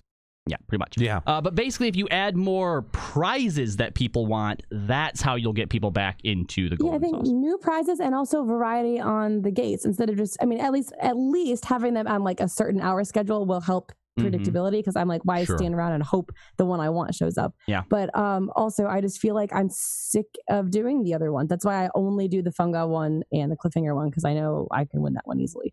The other ones, I'm bored of them. So if they like this jump puzzle one, that's a good start. But when they first implemented the Gold Saucer, I was always under the impression this would be an ever updated thing. They would be consistently adding gates all the time. It seems like they update it once in expansion. Yeah. That seems pretty fair. Yeah. Mm-hmm. Yep. So. Yeah. I missed this the first time through, and I wish that I would have missed it this time through as well. But the following additions and adjustments have been made to the performance actions. Sounds for the following instruments are now available: timpani, bongo, bass drum, snare drum, and the cymbal. Timpani, whatever. You can play the drums now. Great. Yay! So that's so good though, because now, imagine like, okay, we've seen so many really cool performance things on YouTube. Now imagine with having like a bass drum underneath. No. Like, it's going to be way cool. No, it's not. Yes, Still it gonna be is. dumb. And we're I going mean, to feature them on the show. Let's do it. I mean, maybe, but at the same time, it feels like that's a lot of programming, right? Like, each instrument takes about the same amount of programming that just the feature took to put in. Except like bongos and bass drums and stuff don't have many different sounds. So that doesn't really matter. See, here's the problem that I have with it. Ever since if it doesn't have the ability to pitch shift any of them, or snare drums don't have a pitch. There's a couple different like hit sounds, like maybe hitting the rim, hitting the middle, hitting the outside. Like, there's only so much you can do with there's with the snare part engaged and with it disengaged, different brush styles that you could do. That's true. There's a lot. There's a lot of variety that percussion actually has. So if it's worth using, it's a lot of work. If they didn't do as much work on this as they did to the other one, it's probably not worth using. Yeah, ever since we found out that they said that it takes over a year to plan crossover, just the armor, just designing the armor, no, I will never accept that, that probably didn't take that much work. No, they probably put way more work into this shit than they need to. Yeah, and that's why it seems like these patch notes are full of so much shit. But then when it actually comes out, like when it comes to the actual real content that's going to sustain a game, there's nothing there. Yeah. Yeah. They made a lot of changes to the challenge log. Looks like they've added a bunch of new stuff to it. The changes. Well, you glanced over the fact that, now, what is it, 7 years after the release of their game, they're finally supporting French and German keyboards. Oh. Okay, French That's and actually German a big players. deal. I mean, sure, but we're also an English podcast, so how much of Canada do you think has French keyboards? Probably a lot. Just the one section, just French Canada. Raggins was really happy about that. Well, I mean, I have a guy in Broken Limits in WoW who's French Canadian. He's actually really, really good English. Way better than Strife's English. Yeah. Does he use a French keyboard? Probably not. Oh, I was going to say, I wonder if he's been able to use his French keyboard with WoW. There's been German and French support for this game for a very long time. So, and like vocal versions of. Well, German remember, French. They also only just got a shopping cart in the cash shop recently. So sweet Jesus. Yeah. All right. So we had mentioned earlier the ceremony of eternal bonding. They've added new chapel decorations, new ceremony favors, and a new gift for guests has been added. So I guess it's a new reason to go to somebody's dumb wedding. Yeah. Whatever. The following additions and adjustments have been made to Wondrous Tales. They've added a bunch of the new stuff to it, so that Sigmascape, the 1, 2, 3, and 4 count, the lighthouse, the pool of tribute, emanation, crap like that. The new emotes we talked about. Oh, here you go. Show this on stream. There you go. There's your new tombstone. Do I have to? Yep, your little tombstone emote. Look, he's playing on the tombstone. Oh, I love how they make this Lullifell look like a basic white girl with their sweater and glasses. Like, all it's missing is a pumpkin spice latte and like singing. I fucking hate this. I hate this so much. I hate this so much. Well, no, because actually, you know what's really cool about this? People who want to come and watch our show, like they can sit themselves in our studio and then engage this emote, and it's like they're watching us live and on Twitch. Except I'm gonna ban anyone from our house that comes in and uses this emote. You can't your tombstone to type in the Twitch chat. But why can't I? That's ridiculous. Because your only option is to either lock the house to everybody or have it open to everybody. There's no in between. Fuck it. Someone comes in and does this, I'm locking the house to everyone. That would also... You're gonna ruin it for everybody. Wait, what if there's someone who's part of our free company? Because then they get to come in since it's the free company house. Nope. Locking that shit down, too. I don't think that's an option. I think lock just keeps out strangers. Fuck off, then! Also, I tried about it. I tried to do the whole paying to register for the companion app, but it was going to log me out of the game, and I didn't want to deal with that. What? Oh my fucking god! Yeah, why do you have to be logged out? On this app while your character's logged in. Oh my gosh. All right. Anyway, going into the battle system here, there's some adjustments that have been made. Paladin, Passage of Arms, the effect is now applied as soon as the action is used. Dark Knight, Salted Earth, by the way, is now applied as soon as it's used. By the way, just so we're clear, these hair designs are really not great. Yeah, they're the usual. Apparently, they were a cute little beaded feather thing. Apparently, they were winners of the hairstyle design contest. Oh. I have a feeling the hairstyle design contest was a lot more flippy. The fact that it has like the feathers and the like thing hanging down, I feel like the original hairstyle had more like swooshy, feathery look going. Who in reality has hair like this? Like, honestly. Animes. No, I mean, like, outside of anime. Like, Cosplay animes. in real life, who actually has hair like this? No one. No one. Because if you did, you'd be bullied by everyone who ever saw you. No one can have this hairstyle in real life. Japanese. Stop it. People. J-pop idols. Yeah, no, not even Stop like it. idols, but I've seen some like effeminate-looking Japanese 20-year-old men who have like hair like that, and they're the kind that wear like eyeliner. The hair is literally halfway down their fucking face. You wouldn't be able to look out of your eyeballs. You have hair in them. Okay, Aniro, you look at this shit. Aniro, Dude, look, I'm Aniro, not making this I shit know up. you're not making this up, and you also don't have style, so you don't know that you have to sacrifice functionality for it. They know they can't see out of their eyes, but damn it, do they look good to themselves. Look at this shit. You can't. Who has hair like this? And if you do, please speak up so we can bully you.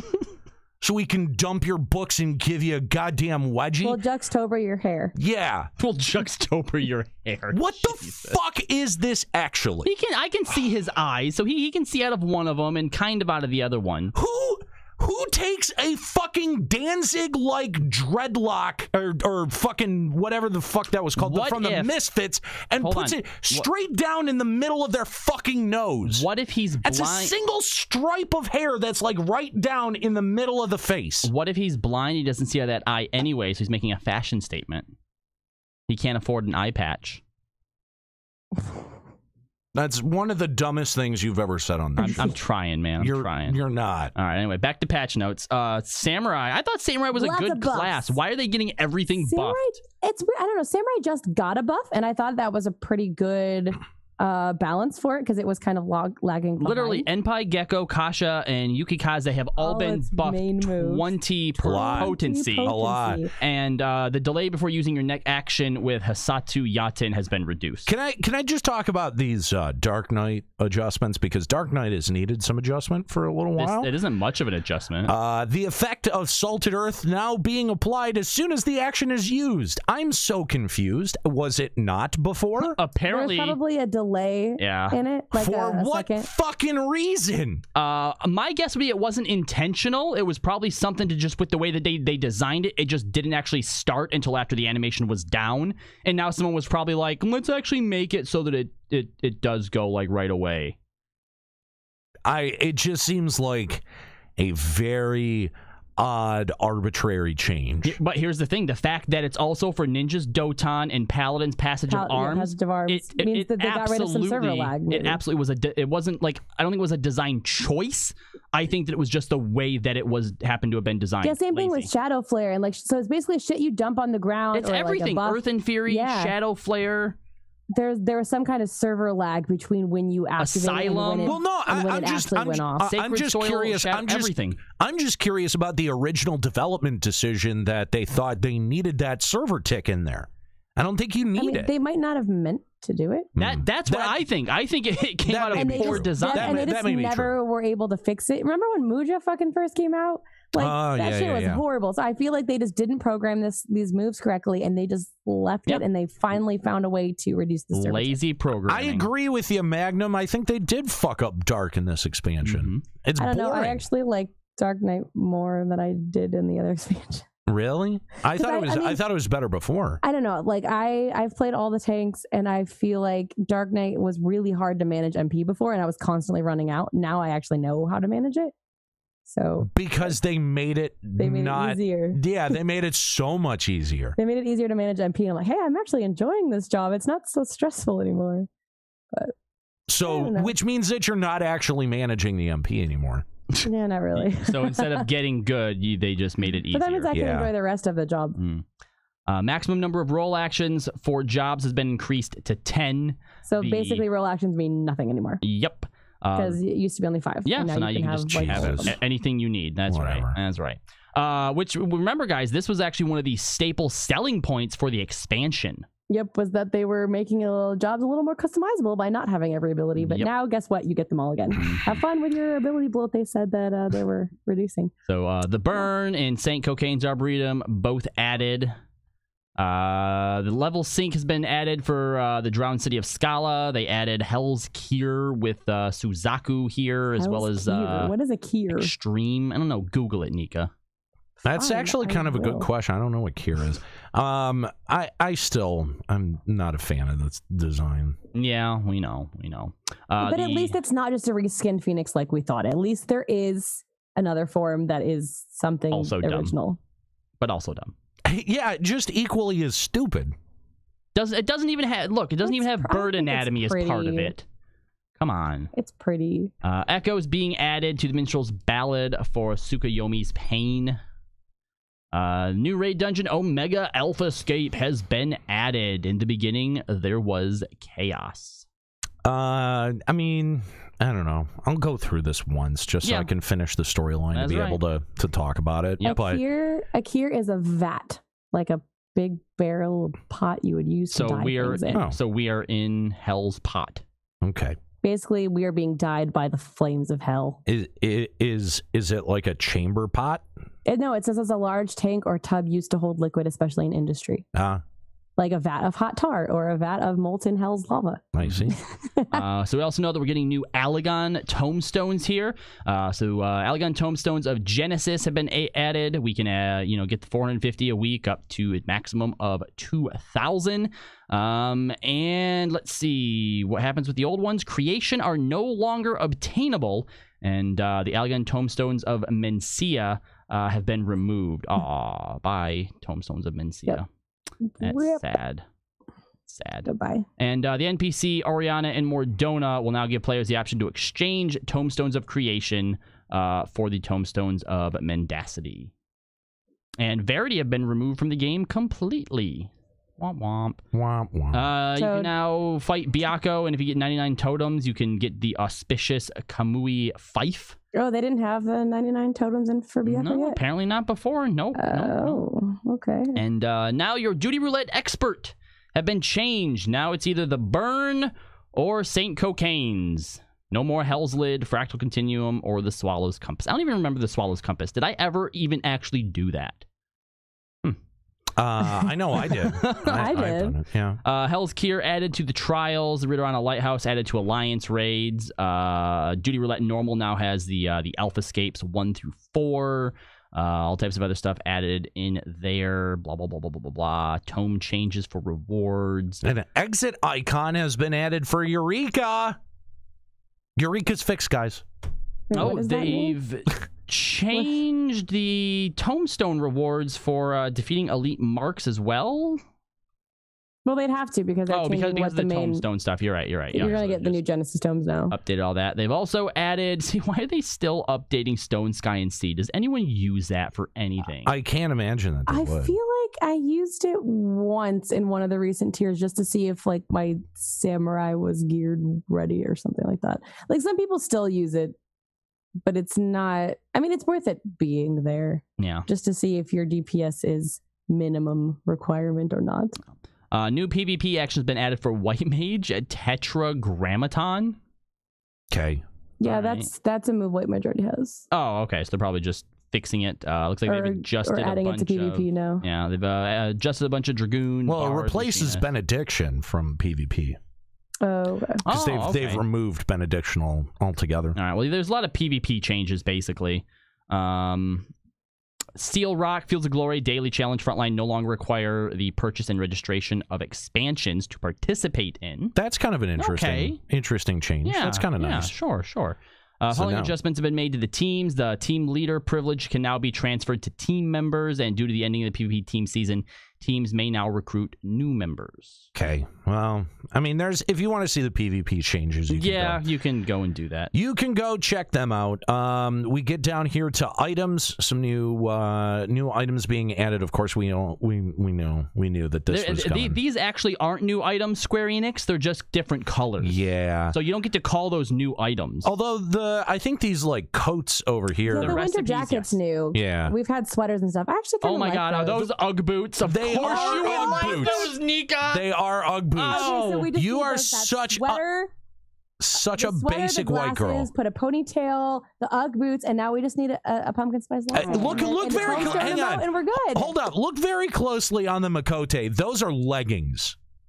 Yeah, they're thigh high stockings. You can see the very top of her thighs. Oh man, they're thigh high stockings, but those are adorable. Okay, this is cute. Fucking Square Enix. What's with the shorts for the male? Probably just to show off the socks, because you can see like with the Ugg boots, the leggings. Oh yeah. See how the guy socks are calf length, but the girl socks are thigh length. Oh my god, that's stupid. They're adorable. No, they're not. Nika, stop validating this. I like fucking I think Ugg boots. Ugg boots, really? I mean, it's just in time for winter. This game has jumped the shark. Now we got the pot of gumbo. Now we just need a Starbucks. Louis, we got the $5 ice cream cone that you can eat if you want. I'm waiting for the $5 pumpkin spice latte. Fuck off, Square Enix. It's coming. And here's the thing: if Square Enix doesn't put it in themselves, they'll have a stupid design an item contest and somebody else will make it. I hate this so much. Because they don't want to make it themselves yet. So fucking much. A bunch of other random ass changes. The new mount, movement speed for terrestrial mounts can now be increased to 2 stars in 4.0 areas. 4.0 areas didn't have any movement boost. It was just 2 and 3.0. Oh, Jesus. The following mounts are now able to fly: Gubu, Behemoth, Laurel Gubu, Cavalry Drake. If the Gubu doesn't flap its arms to fly, I'll be disappointed. Fuck off! No, fuck you! No, you should just be baseline. You should be upset with this. Gobus and Behemoths should not be able to fly. Well, neither should elephants, and those can already fly. So they shouldn't be able to fly either. I just want to show the screenshot of the Behemoth mount flying. This is so The Behemoth mount doesn't even want to be here. No, the Behemoth mount looks like, what are you doing to me? Why? This goes against all forms of nature. I don't understand. I don't understand why it's flying either. Not every mount needs to fly. But the Gubu flapping its arms better be how it flies. I don't even know what to say to that. New Chocobo Barding has been added to go with the new Primal. It's kind of cool looking. Looks all right, I guess. Yeah, meh. The Capybara Minion. New achievements and titles have been added. I'm sure they'll all suck. I guess. Beast Tribe quest items now described as such in their description. Whatever. Blah blah blah blah blah. Somewhat helpful, I suppose. They're putting the icons on the collectibles now. Following adjustments and additions have been made to the Party Finder. A message will now be displayed if no results are found when using advanced search, and in recruitment criteria, switching to another duty after assigning roles will no longer cause the role assignments to be reset. That seems like something that should have been in there to begin with. Yep. They will, however, be reset if the newly selected duty has different role requirements. Fine, whatever. Some adjustments to duty recorder. Following additions and adjustments have been made to group pose. Fucking hell. Wait. It's just the following features have been removed from the duty recorder. You can no longer do 2 and 4 times speed, group pose, or idling camera. That's the whole fucking reason I use the duty recorder. Dude, I recorded our Kefka fight, and we were raiding for 3 hours. I recorded the entire 3 hours. I hit 4 times speed, sped up to God Kefka, group posed it, and took some fucking epic pictures. Well, now you just have to watch through normally. You can't. Yeah, but you can't even group pose them. Like, I would group pose it so that I could freeze everybody and see that we're all in the right spot, and I would get like a really cool screenshot of us fighting Kefka. Like, I loved using that. Was the only reason I used there the you duty go. recorder. That's why, to make sure they were in the right spot. You could use that to shame people for not getting good. No, but like you could still. That was the whole reason for it, was to see where your group could do better. Like, that was the point of it. Well, apparently now they're like, never mind. But now That you just is record really it and dumb, you can though. only watch it back at regular speed. and, Why? especially if you because the thing is, you can only activate the duty recorder in the first 5 minutes. So it's not like you can wait till you're about to do like you get your practice runs out of the way and then no. So you have to record it from the beginning. So if you raid for the entire time that you're inside there, it records the entire time you're in the instance. Wow. So you have to, if you just want to see where your paladin fucked up in the last pull, you now have to watch it at regular speed all the way to the last pull. This is dumb. It's really weird that they didn't give a reason. Yeah, what for that either. That I have my friggin' banners on my Facebook have all of this been from the fucking duty recorder. This is really dumb. I'm really mad about this, actually. Well, Square Enix, we would like a response. Why was that removed? I would like a reasoning. This is something that the rating community actually used. The creative community. I was hoping that, I think it was, I was hoping they would start adding more duties to it, not just the raids, so that I could take screenshots of myself solo fighting primals and stuff, because I think that would be super cool. Yep. Well, Nika, some of the things that they did add now is that you can walk forward, run forward, sprint forward, slowly strafe left, quickly strafe left, the right, and walk backwards as well. So, there's that. In group photo, yeah. Well, you can also but not stop the during time of day and the weather. That's pretty cool. Have minions perform actions. Come on now. Come on. Yeah, see, all that stuff is should be there. Well, they had to remove something else to put that in. The open all setting has been added to the inventory interface options. That already used to be there. We're really getting down to the... But that was one of the biggest complaints when the last patch came, and it used to be all 4 screens, and they reduced it to 2, and they're like, this is the new expanded inventory, guys. What? And they've added an alarm system, so now you can set alarms for yourself. The Unending Journey now allows you to specify quest progress in order to view variations of cutscenes. That's kind of cool. Okay, yeah, that's good. Following additions and adjustments have been made to the mount guide and minion guide. You can now search and I think set favorites for specific mounts and minions. And you can see your history, ones you've clicked on recently too. Emote menu now also includes a favorite tab. They've made some changes to the Moogle delivery service menu. The clock and server info may now be toggled between 12 and 24. Blah, blah, blah, blah, blah. I thought it already could. Maybe not. Yeah. I think that's probably going to be the majority of all the good changes there, guys. Yeah, that's the majority of what is worth talking about, I think. Yeah. Oh, the emote is called hum/hum. Swing your arms and hum a merry tune. It's fun. How much is that going to cost? What is that going to run me? I don't know. $9. It just said new emotes have been added. It didn't say if we had to buy. It would have said Cash Shop, right? It's probably in. I would imagine. You know what? You know what? Here's something that. Oh, is that a freebie that they're giving us? Oh, Wait, cool. look at Slash Thanks, Endure. Square Enix. We appreciate the free emotes. Here's something that I'm Endure. Grit your teeth and bear all that comes your way. Can't believe that we didn't have this before, because even 11 had this at some point. An icon has been added to the login screen in preparation for a future update that will allow character settings to be backed up and loaded on other systems. Oh, Yeah, it wasn't in FF11 at launch. They took a while. No, true. I get that. Yeah. But FF11 did have it at some point, so why did FF14 not already have something like that? So, fucking knows. Pretty much what we're getting is the next injection of story and everything we already knew that we were going to be getting with this patch cycle for, since the beginning of the patch. Yep. Or since the beginning of the expansion, rather. So, no surprises in here. Not a one. Wait. No, actually, not a one. Nope. The Tombstone emote. Stop it. That's a buy-in. You've got to even pay still, money for that. Fair, you do. Extra emotes or extra hair is okay, but those aren't surprises. I swear to God, if I came across someone using that emote, I would blacklist them. Just coming across it. Would you let them know they're being blacklisted? Yes. Be like, and shout. Just so you know, I'm blacklisting you because you have that emote. Yes. Not just because you have the emote. The emote proves you're dumb enough to pay for the premium service on the app. Which, if you're dumb enough to do that, it means that I think you just have to register your character. I don't think you have to pay. Oh, really? I thought True. it was... You just have to register the companion app. Yes. My bad. Never mind. I thought you had to actually pay for that. I thought that came with the premium service. Nope. If they were smart. Okay, then I don't hate it that much. I just think it's a bad emote.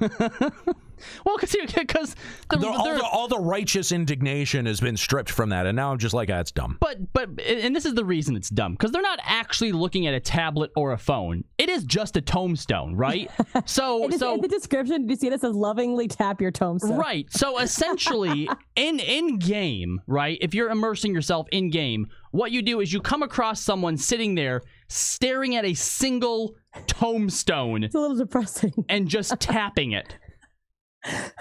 That's all they're doing. They're just harder. I'll catch a Pokemon. They're just tapping on an inanimate object. That's all they're doing. Yeah, I'm surprised they didn't make it like a link pearl somehow, because link pearls are actually like communication devices. But like a tombstone. Harrier Desu says, "Isn't it interesting that we are so used to having to pay for unique emotes that we're surprised that this one is free?" Kinda, yeah. Yeah, it sure is. Kinda, yeah. Yeah. I don't know, dude.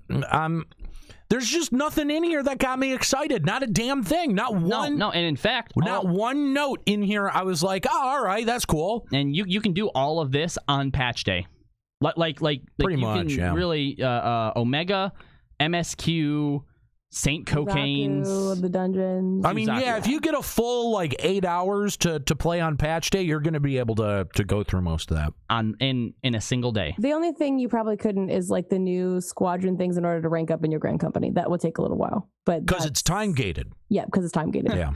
Duso6 says, SE Logic, how do you get people to use our new app? Well, we can either add an in-game emote or actually make a good app. Well, we can do emotes. Let's do that. Seems like it.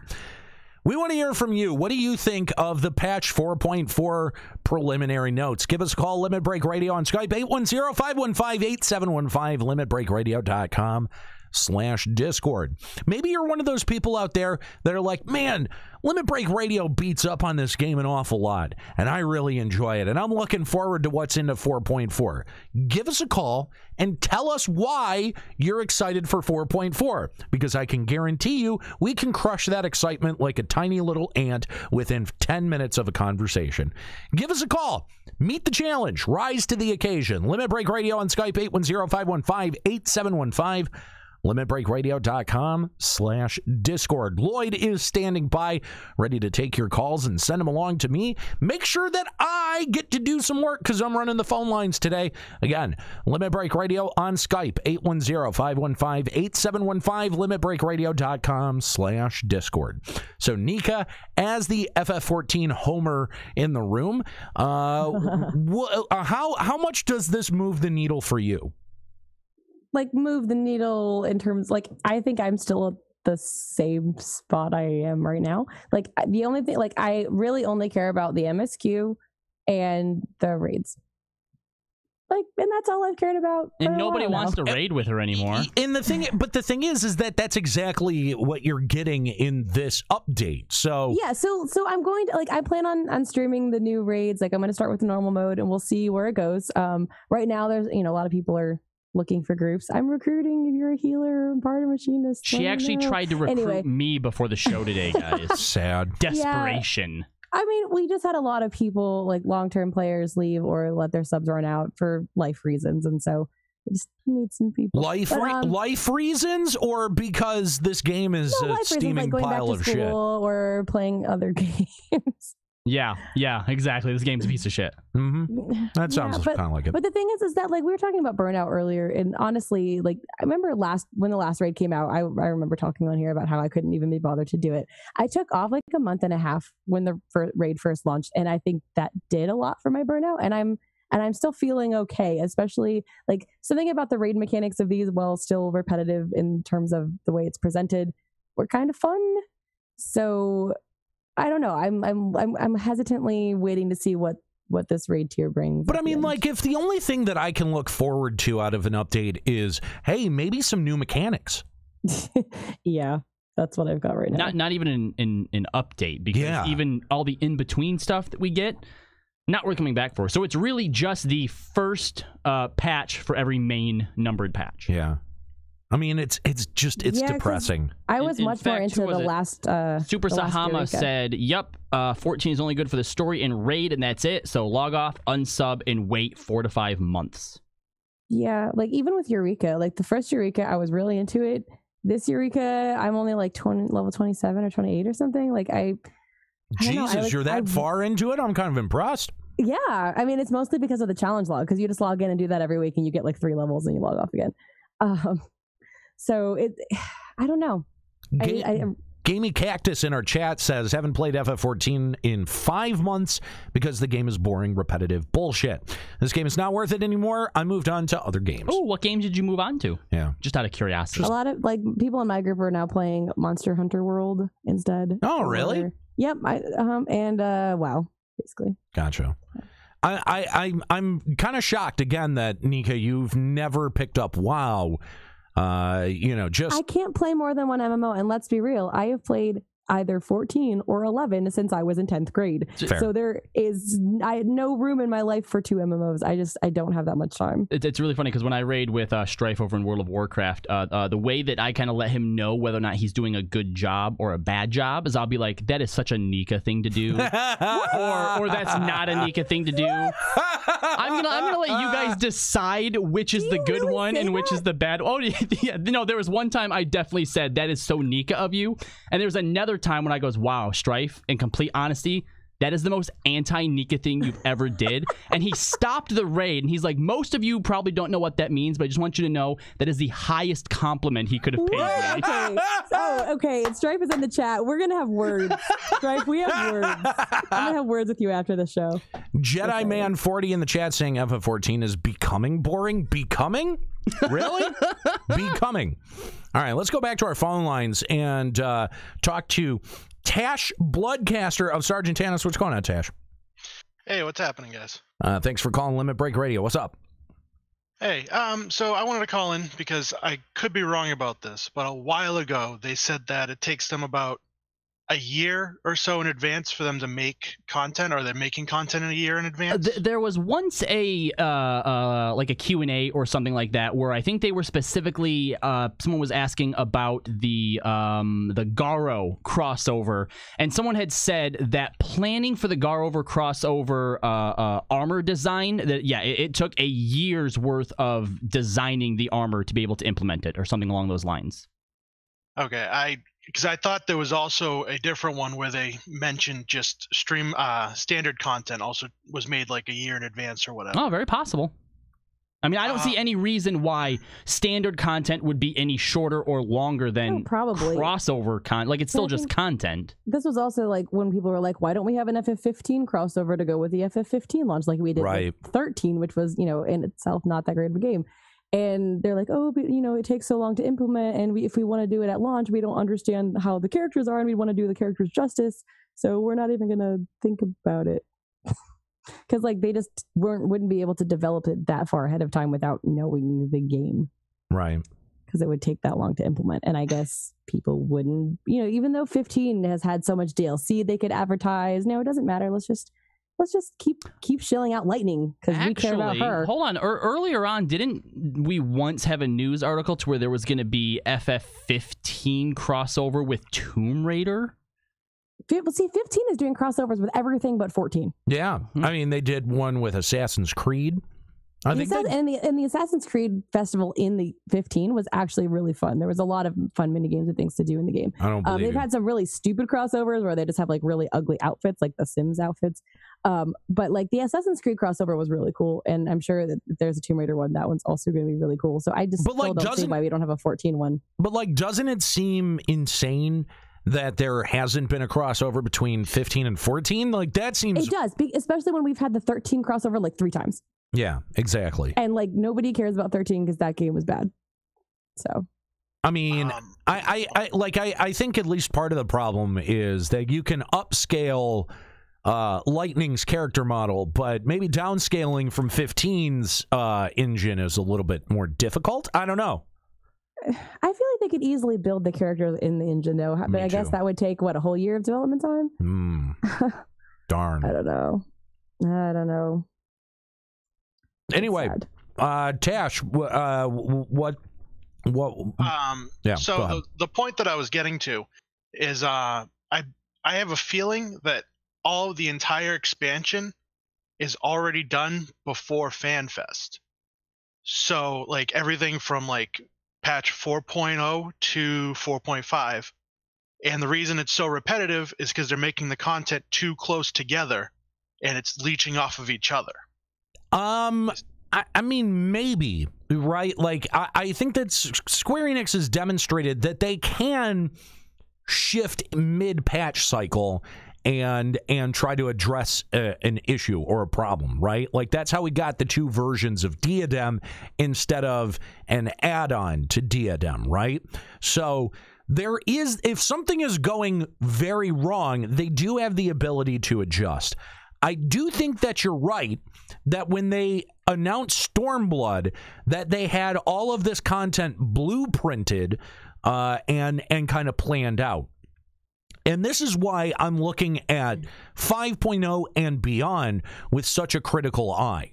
Because you could say, there's an argument out there that could say, while they were halfway through Heavensward and starting to plan Stormblood, they couldn't see the problems that we were talking about as the veteran community sitting here and going, okay, what's next? Like, what are you going to give us that's new? Right now that we've, we're clearly past that hump, and it's pretty undeniable that for a business tactic, Square Enix has to switch from trying to get people in the door to retaining the people that they've already got in or trying to bring some back. But are they? The only way that they do that is by changing the focus of the content. They have not done it yet all the way through Stormblood. Holding out hope that they're going to do that in 5.0 moving forward is, I think, foolish. However, that is the one thing that they could do to right the ship. Don't trust the owls in the chat, which again, great screen name, says, wasn't the whole point of SE's copy and paste style that we would get more content as a result of an easier dev cycle? Yes. If they're going to give us the same content over and over, they could at least give us the same amount as the 2.0 patches. And this is another one of my huge problems with the way that Square Enix talks about its content versus the way that it delivers its content. Because there is a disconnect between this development team, what they think they're accomplishing, versus how much is actually felt by the community once we get our hands on it. Which is, again, evidenced by the fact that we just had this huge thing of patch notes. But out of all of that stuff, the only thing that's going to affect the majority of people is MSQ raid battles. That's it. Oh, and new dungeons. Yeah. And you're right. Like, you're totally right. So the question is whether the dev team is humble enough and attentive enough to realize... Attentive is the key word. ...that there is a problem. Right? They can lie to themselves and go, we've got 14 million players that have tried this. We can try to make that number 25 million by next year, because that's what we're talking about. The number of people that have ever tried the game ever. And we're at 14 million by Square Enix's own estimation. How many more people do you think you can try to get in the door and try your game? Yeah, no. If you think 25 million people in the entirety of FF14's history trying the game is feasible, then go ahead and try to get more people in the door. It's all they're going to be able to do. You talk about what they could do, probably won't, to right the ship in 5.0. But when we look at what they're delivering to us and the sheer size of the patch notes, despite how much there is there for us to do, I do believe that the development team is actually putting in a lot of work. Oh, no, I do think that they're putting in work. They're putting it into the wrong areas of the game because we get just the wrong QOL updates. Not even just the wrong areas. I honestly think that behind the scenes, just the way they develop is so obtuse and so obtrusive, right, that it lends itself to not being able to develop as much. That's why I think that despite doing the copy and paste, they still decided to prune down on how much content they were giving us is because the way that they do it just isn't conducive to a good work environment. I don't know that that's true. I think that that's taking a leap in logic. We also know they're understaffed in some capacity in some places. With 3 times the budget, and you can't keep bringing that up. Oh no! Well, but that's the thing. Then they can't keep using that as a selling point for their fucking game. If you don't want me to bring it up, don't mention how much you're being paid. Period. Yeah. Don't mention how much money is flowing through or underneath the game, because that's gonna temper a set of expectations on our part as the audience. Now, here's what I think. If they want to go the direction of trying to get more people under the tent, which they've been doing for 2 expansions now, then the move that they have to make at 5.0 is free to play. Period. Or at least some type of free-to-play model. Period. That's it. That's the only shot that you have, is making your game free-to-play. Yep. Then you could get to that 25, 30 million players who have ever tried FF14. Okay? But that doesn't doesn't solve the ultimate problem. You just put a Band-Aid on it for another year. And you go, oh, yeah, there's 30 million players playing this bitch now. And then people log in and go, yeah, no, that's not true. But, you know, in terms of a selling point, Square-Enix could go that route. If they want to support their veterans, if they want to try to grow the people who are already under the tent and bring some of those people back, then what their main selling points for this next expansion are going to be content-based. They're going to be what types of activities are we going to be doing in this next expansion. That's going to be a dead ringer for which direction Square Enix as a company is going with this intellectual property. And some of us may not like that answer. So following the logic of the content's already made so far in advance. Yes. I'm going with the hope that budget that they keep toting around that people don't want us to talk about never actually got put into Stormblood, that it got put into 5.0. that is wishful thinking, my friend. No, I think the reality of this was that, you know, the dev team for FF14 worked ridiculously hard throughout A Realm Reborn and worked pretty hard through Heaven's Word. And I think that there were members of the dev team that took a big ass payout. That's what I think. I also think, because if you remember, we had big server updates as well. That probably took a very big chunk of that as well. You know, that's right. I forgot. We did get the European data center in there as well. So that may have taken up a fairly sizable portion of the budget. You know, to me, I think that Square Enix is at a crossroads here. And if, you know, like, something's got to give, right? Like, it's either got to be the subscription or it's got to be the content. One of the two things. How can the content give even more? Well, no. And I mean, it's got to break in the other way. Where they realize that there's a problem and now they're into correction mode. Because they can correct an ailing game. We know that. They've done that. They've done it before. They've done that. But the question is that can they remove themselves enough from the content that they've designed to do an objective analysis on the way that the community is using it? I don't know that they can, because it sounds like, to me, every time someone brings up the fact that the content just isn't worth doing, they don't have a good answer. They've never had a good answer for that. No. Yeah. Unfortunately, every time that question is asked in an interview, there's some kind of deflection or there's some kind of denial that there's even a problem. And we have said on this show for too long and identified the problem too plainly to say that denying that there's a problem holds any kind of validity. So they're just kicking the can down the road. That's what's happening, because they're looking at the new players, all the players who wanted to go to FanFest, who sold out the tickets and caused a big ruckus, all these new players who are playing and loving the game, and they're looking at this, and literally their response was, wow, we can't believe so many people wanted to come to FanFest. That's so cool. But that's PR spin. Guys. That's like, PR spin. That was, I know, but like, that was their answer, was like, wow, so many people love our game. That's so cool. Great. Thanks, guys. Like, I think that's where their mentality is. They Yes, see but so also, many people love their game. They're in denial about the people that are critical of it. It's not just that, Nika. They know, because as Nero has pointed out, even if they don't have something PR-y like that to flash in front of our face, they give the Yoshi P answer. Remember when he was like, oh, well, if that's the case, you should just go and play other games. Yeah. Your game doesn't have enough content. We'll go play other games then.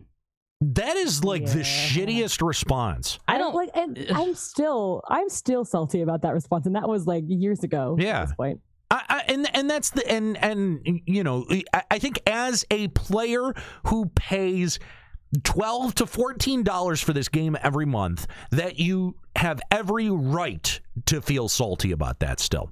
You have every right, because what he's saying is, hey, don't question my job, go do something else. No, make your game good enough to want to hold my attention for longer than 2.5 hours every day that I log in. If I'm paying a monthly sub, I should be getting a monthly injection. Like, I should feel like each month is worth playing. If you're telling me to go play another game, you need to know that along with that comes me taking my sub. And here's the thing. And here's the thing is that a ton of people have been critical towards me because I pay the Elder Scrolls Online Plus subscription. So do I. I'm not even playing it. I'm still paying. And the thing is, though, is that you actually get something in the game out of doing that. Oh, they're just so good. Let's think about this. A free way to play Elder Scrolls. Well, right. Yes, there is. But there is a tangible benefit from staying subscribed to that subscription model. You actually are given currency that you can use in the shop every single month that you're subscribed. Mog Station type of shop? Yeah. Oh, no. It's actually better. It's better than the Mog Station. But to draw the parallel, that's a fair parallel to draw, right? So they give you free in-game currency to use inside of the cash shop every single month. So you go in my head, it's not even. I'm not even paying a sub. That sub fee is getting converted into digital bucks every month that I can then spend in their shop. I love that. I'm getting something out of that. Compare that to FF14, where the subscription, all it does is it gets you into the fucking game. That's it. Yeah, there was someone, pretty funny here. Like literally yesterday, someone in the novice chat was like, so what are the benefits to paying the subscription to this game? And everyone's like, what do you mean? You get to play. They're like, you get to play it. You get access to it. You guys are like, you don't get anything extra for doing it. They're like, no, you just get to play. You used to get veteran rewards. You used to get veteran rewards, but you don't even get that shit no more. Nope. And I know we've drawn so many parallels or anti-parallels to 11, and I don't want 11 back, but when I look at it, I was paying the same price for 11 as we pay for 14. And I feel like there was so much more to do in 11. I felt like if I logged out of 11 and played another game, I would fall behind. I would lose content. I would, not get something in the game if I didn't play it. Whereas in this game, we're encouraged to play another game. Yep. And that is sad. Now, again, I don't want the same content as 11 because there was a lot wrong with it. But I feel like there are so many ways to entice a player to feel like you should be playing this game from a business standpoint than what they're doing. And it really saddens my heart and my entire being to not want to play this game every day. Yeah. Don't Trust the Owls came up with a great point in our chat room saying, Yoshi P's play another game is the equivalent of buying something in a store and the shopkeeper telling you, we have your money now, fuck off somewhere else. Kinda. Yeah. I mean, that is exactly how it feels, because, as players, when we sit here and go, hey, there's not enough for us to do, that can feel like an entitled argument. But really what we're saying is, hey, we want to still feel good about giving you our money every month. And I want to make sure that if I'm spending money on this product every month, that I'm getting something out of it for return. I'm not just supporting it abstractly because I support the idea of having chocobos and Moogles in an MMO, right? Like that's not just something that is a wellspring inside my heart. I just want to see chocobos in an MMO. No, I want this MMO to be good. And if I'm paying you my fucking money every month to be able to access it, to find out if it's good or not, I have an increased expectation on your part that it better be fucking better than the average MMO that I can get out there and play for free. And the fact is, it isn't. And that may be a cruel fact of the way that the MMO genre has developed over time. But the fact that there are free alternatives to FF14 that are as good as FF14, that are as satisfying for as long as FF14 remains satisfying to a new player, then that tells me, why does anyone pick up this game in the first place? It's because you have some kind of an emotional attachment to Final Fantasy. And at some point, that emotional attachment runs out. At 14 million, maybe that's it. At 28 million, who knows? At 30 million, we don't really know. But does Square Enix want to find that out? Or do they want to properly build an MMO that supports its veteran player base with things that they actually are interested in doing? There is a wealth of content in this game that is completely and utterly unused. All of the shit that sits at the 50 cap and the 60 cap is just a waste of content. Why can't any of those pieces of content go back and be repurposed to make them relevant? This has blown my mind for years. Think of how many dungeons sit at the level 50 and the level 60 cap that even as you're fucking leveling, the likelihood of going through the glut of dungeons that sit at those two caps are minuscule. Why not? Hey, okay, from 50 to 52, this is your one fucking dungeon, and all of the rest of the shit that sits at that glut of that level cap, go and restructure that for current cap. I'm gonna make you feel real dumb right now because they did repurpose dungeons. You can take your squadron in there. Fuck off. Boom. But still, not even all of them yet. So. No, not even all of them yet. Jesus. Yeah. No. We have someone in the chat here. Who was that? Just said Rail Living Fang. No, not them. But someone called us a slander show.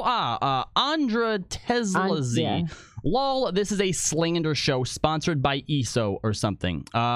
So tell us what we're saying that's slanderous.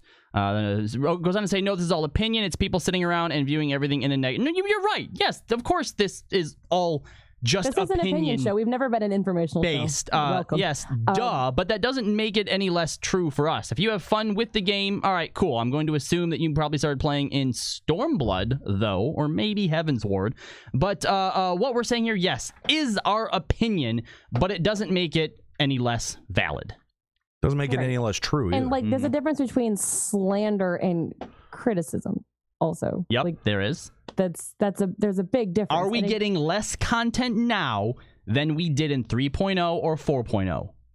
Yes. Yes. Yeah, objectively less. Yeah. And then again, when we get something new and innovative like Eureka, and they say it's going to grow and change every time, and then they copy paste and just put some bunnies.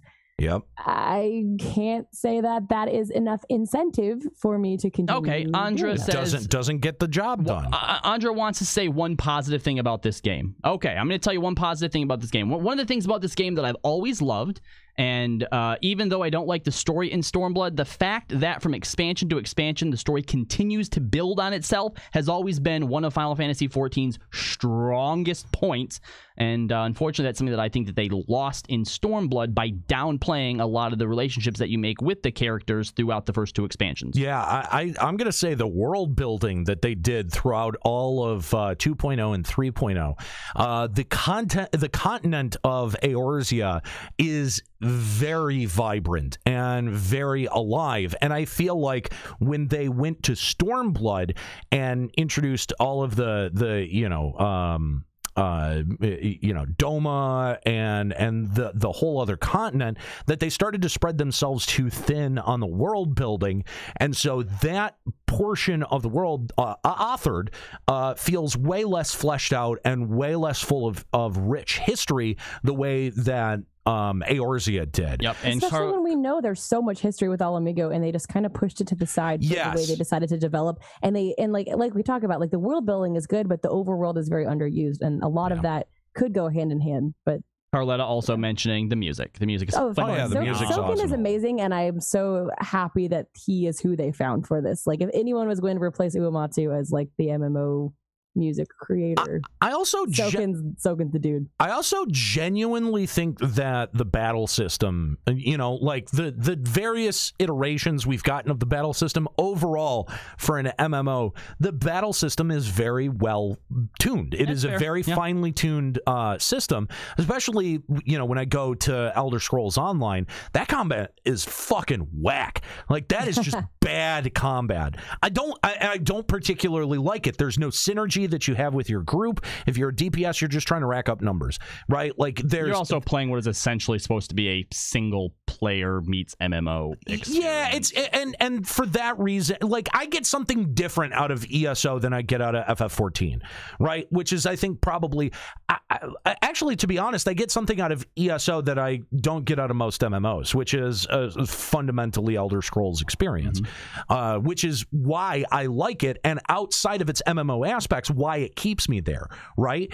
FF14 doesn't have much outside of its MMO aspects that interests me outside of the combat or trying to make my, character progression, stuff like that. Right. I think it needs the next, like someone also was saying, I think it was Jet was saying, what content would we need? And that kind of thing is like, when we have side quests, make them meaningful, make them help build the world, not just stupid fetch quests. Like, there are ways to put fetch quests in order to build the world that you're doing. Those are all still just band-aids. The biggest problem that this game has is it does not reward people correctly. It's variety and incentive. Those are the two things I've been saying in the chat for the last few minutes, is variety and incentive. Like, I will even say, like, if we're talking about good things, I actually don't dislike the rating we have in this game. However, it is the only type of end game we have, and so it gets boring and tedious. I think this type, like the battle mechanics, I think they're done very well. I actually really enjoy the fights, and I don't mind the progression of them. I think they're fun. However, I do those 2 days a week. I want something to do on the other 3 days. Like, I need something else, and every single patch doesn't need to be the same raid, the same 4 bosses in a circle room. Like, update, give me another type of raid to do so I can keep working on Kefka while, doing something else endgame on Monday, Wednesday, and Friday. Like, there's just not enough variety in the endgame as much as I enjoy it, because after a while, like, I've been doing the same type of raiding since Coil. It's boring after a while. And I just feel like if they had added variety, people wouldn't be bitching about the endgame raids the way they are now. I agree. Anyway, Tash, thanks for the call, man. We appreciate it. All right, thank you for having me. Yep. Give us a call, Limit Break Radio on Skype, 810-515-8715, limitbreakradio.com/Discord. We've got one more caller that we're going to get to before we wrap the show up today. But yeah, I mean, I definitely think that 5.0 moving forward is make or break for Square Enix on this. It's probably going to be the break. I mean, I hate to say it, but at this point, that's where I'm leaning. Because it seems like Square Enix's dev philosophy has been the path of least resistance. Let's do the easiest thing if it's the easiest thing that we can do, right? And they would have to upend the way that they go about designing this game too much to save it. I really want them to do anything with the glut of content that exists around the previous caps. There's so much that exists there that you can repurpose just by rebalancing some of the HP or the movesets. But the way that we've seen them do that in the past, all we got was, okay, here, go and just redo this stuff for your relic. Yeah, pretty much. So unfortunately, I don't see how they can do it without getting rid of Yoshi P, bringing someone in, and doing another shakeup like they did with 2.0. You think it really would take the removal of Yoshi P? Yes. Unfortunately, after seeing the way that him and his team, in one of his roles, after seeing the way that he handled Diadem 2.0, and Eureka, yes. I don't think removing. I think he should just step down from either director or producer and give someone else the other role, so he has someone else. He can't lead it, fine, but he can't lead it. He can't be the sole. He can't lead it. Someone else needs to be able to make the decisions that he either can't or won't. I mean, someone needs to check him. Someone needs to be a check someone else to check him, and I think someone else to just be there to give an equal level of creative input. And I just don't feel like No. there is someone at that level in this game, and there needs to be. Let's go back to our phone lines. Our last caller of this episode and talk to Azrael. What's going on, Azrael? How you guys doing today? Good. Thanks for calling Limit Break Radio. What's happening? So I'm first-time listener, but long-time player. Been playing since Final Beta of 2.0. And, you know, I'm so thankful that there's a group out there of people doing podcasts that have a voice for people like me that know that this game has become lifeless, soulless bullshit. Like every single damn patch that comes out, it's just rinse and repeat. It's rinse and repeat. And, you know, I feel like this game had such a good team when A Realm Reborn was around. Was some of the stuff kind of amateur in ways? Yes, but the game had a certain type of magic to it because you could tell the team really cared about what kind of content that they put out, and it reflected in the gameplay. Mm-hmm. But now you have a team, I think somebody said in chat, of over 200 people, and it's just this cookie cutter blueprint bullshit that always comes out, and it does not feel like anything that the community really wants. And whoever was just talking about Yoshi P needing to be off this project, I mean, I'm totally on board with you at that point, because Yoshida, I'm so grateful that he resurrected this game. But when you get to a point where you have a team to get so big that you let the quality of this game slip through your fingers the way that it has, a change has got to be implemented, or else you're just going to start bleeding subs left and right. And we know what happened to 11. That eventually happened. That's going to eventually happen to this damn game. So anyway, I wanted to say hey to you guys. I don't want to keep you. I know it's the end of the show, but thank you so much for having a voice for people like me, and I appreciate it. Thanks, Azrael. We appreciate it. This is why we do this. Yes, exactly. Why do you do the show? Because yeah. we have a purpose. We're not just slandering. Someone literally asked that question earlier in our chat room. Like, it sounds like you guys just hate this game. Every show, there's at least one. You hate this game. Why do you do this show? This is why. There is a purpose for what we do. There are people who feel the way that we feel, and like people say, all the other podcasts just shoot rainbows up Yoshi's butt and don't actually criticize what needs to be criticized about this game. So that's why we're here. Hi, nice to have you aboard the LBR Choo-Choo Train. Yes, Azrael, thank you very much for the call. We appreciate it. We always love hearing from new listeners. I also wanted to give another shout out to Don't Trust the Owls, who looks like they're subbed now and says, I think the problem with incentive in 14 might be down to tomestones. If you take them out, make people do different content for the gear, there is then no fast forward button 2 months down the road. And you know, actually, I think FF14... You know what? The more that I think about that, the more I agree with it. And FF14 took the tombstone idea, I think, from World of Warcraft about the time that World of Warcraft got rid of it because of the effects that it was having on players' mentality. Right, because, I mean, if there's just one currency that you can use to buy a relevant gear set, that just means that all you have to do is just grind for tomes.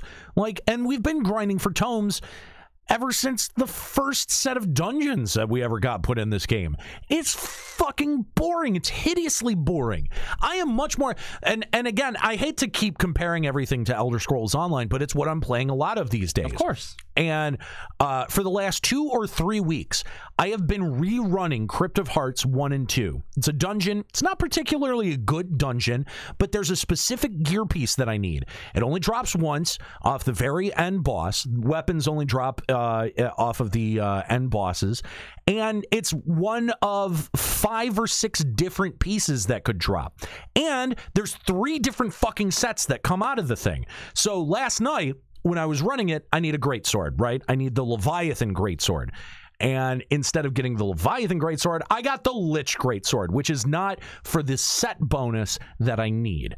So I you know what I mean? Like, there are so many variables there that keep me running it. Am I annoyed on the one hand that I keep having to run this fucking dungeon over and over and over again? Yeah, a little bit. But on the other hand, I actually like having to do that, being put in a position where I have to choose. Do I really want to keep doing this monotonous bullshit, or do I want to go do something else? I have to, at that point, it is on the player's choice. There is no foregone conclusion that if I run this X amount of times, I'm finally going to get my item.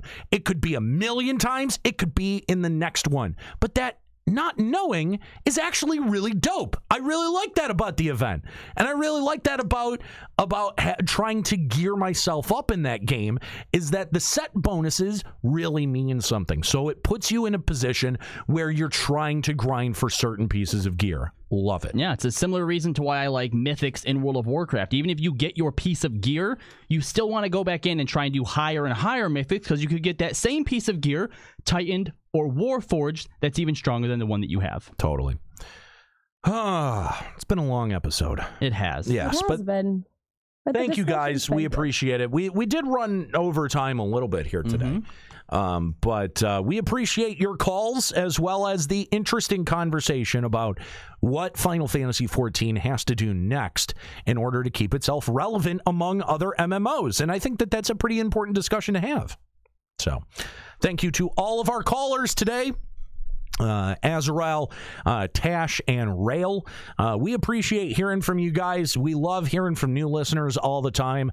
LimitBreakRadio.com is the website where you can subscribe to the podcast, find a full archive of our show going all the way back to 2006 when we first launched this show for Final Fantasy XI. Full archive over at LimitBreakRadio.com.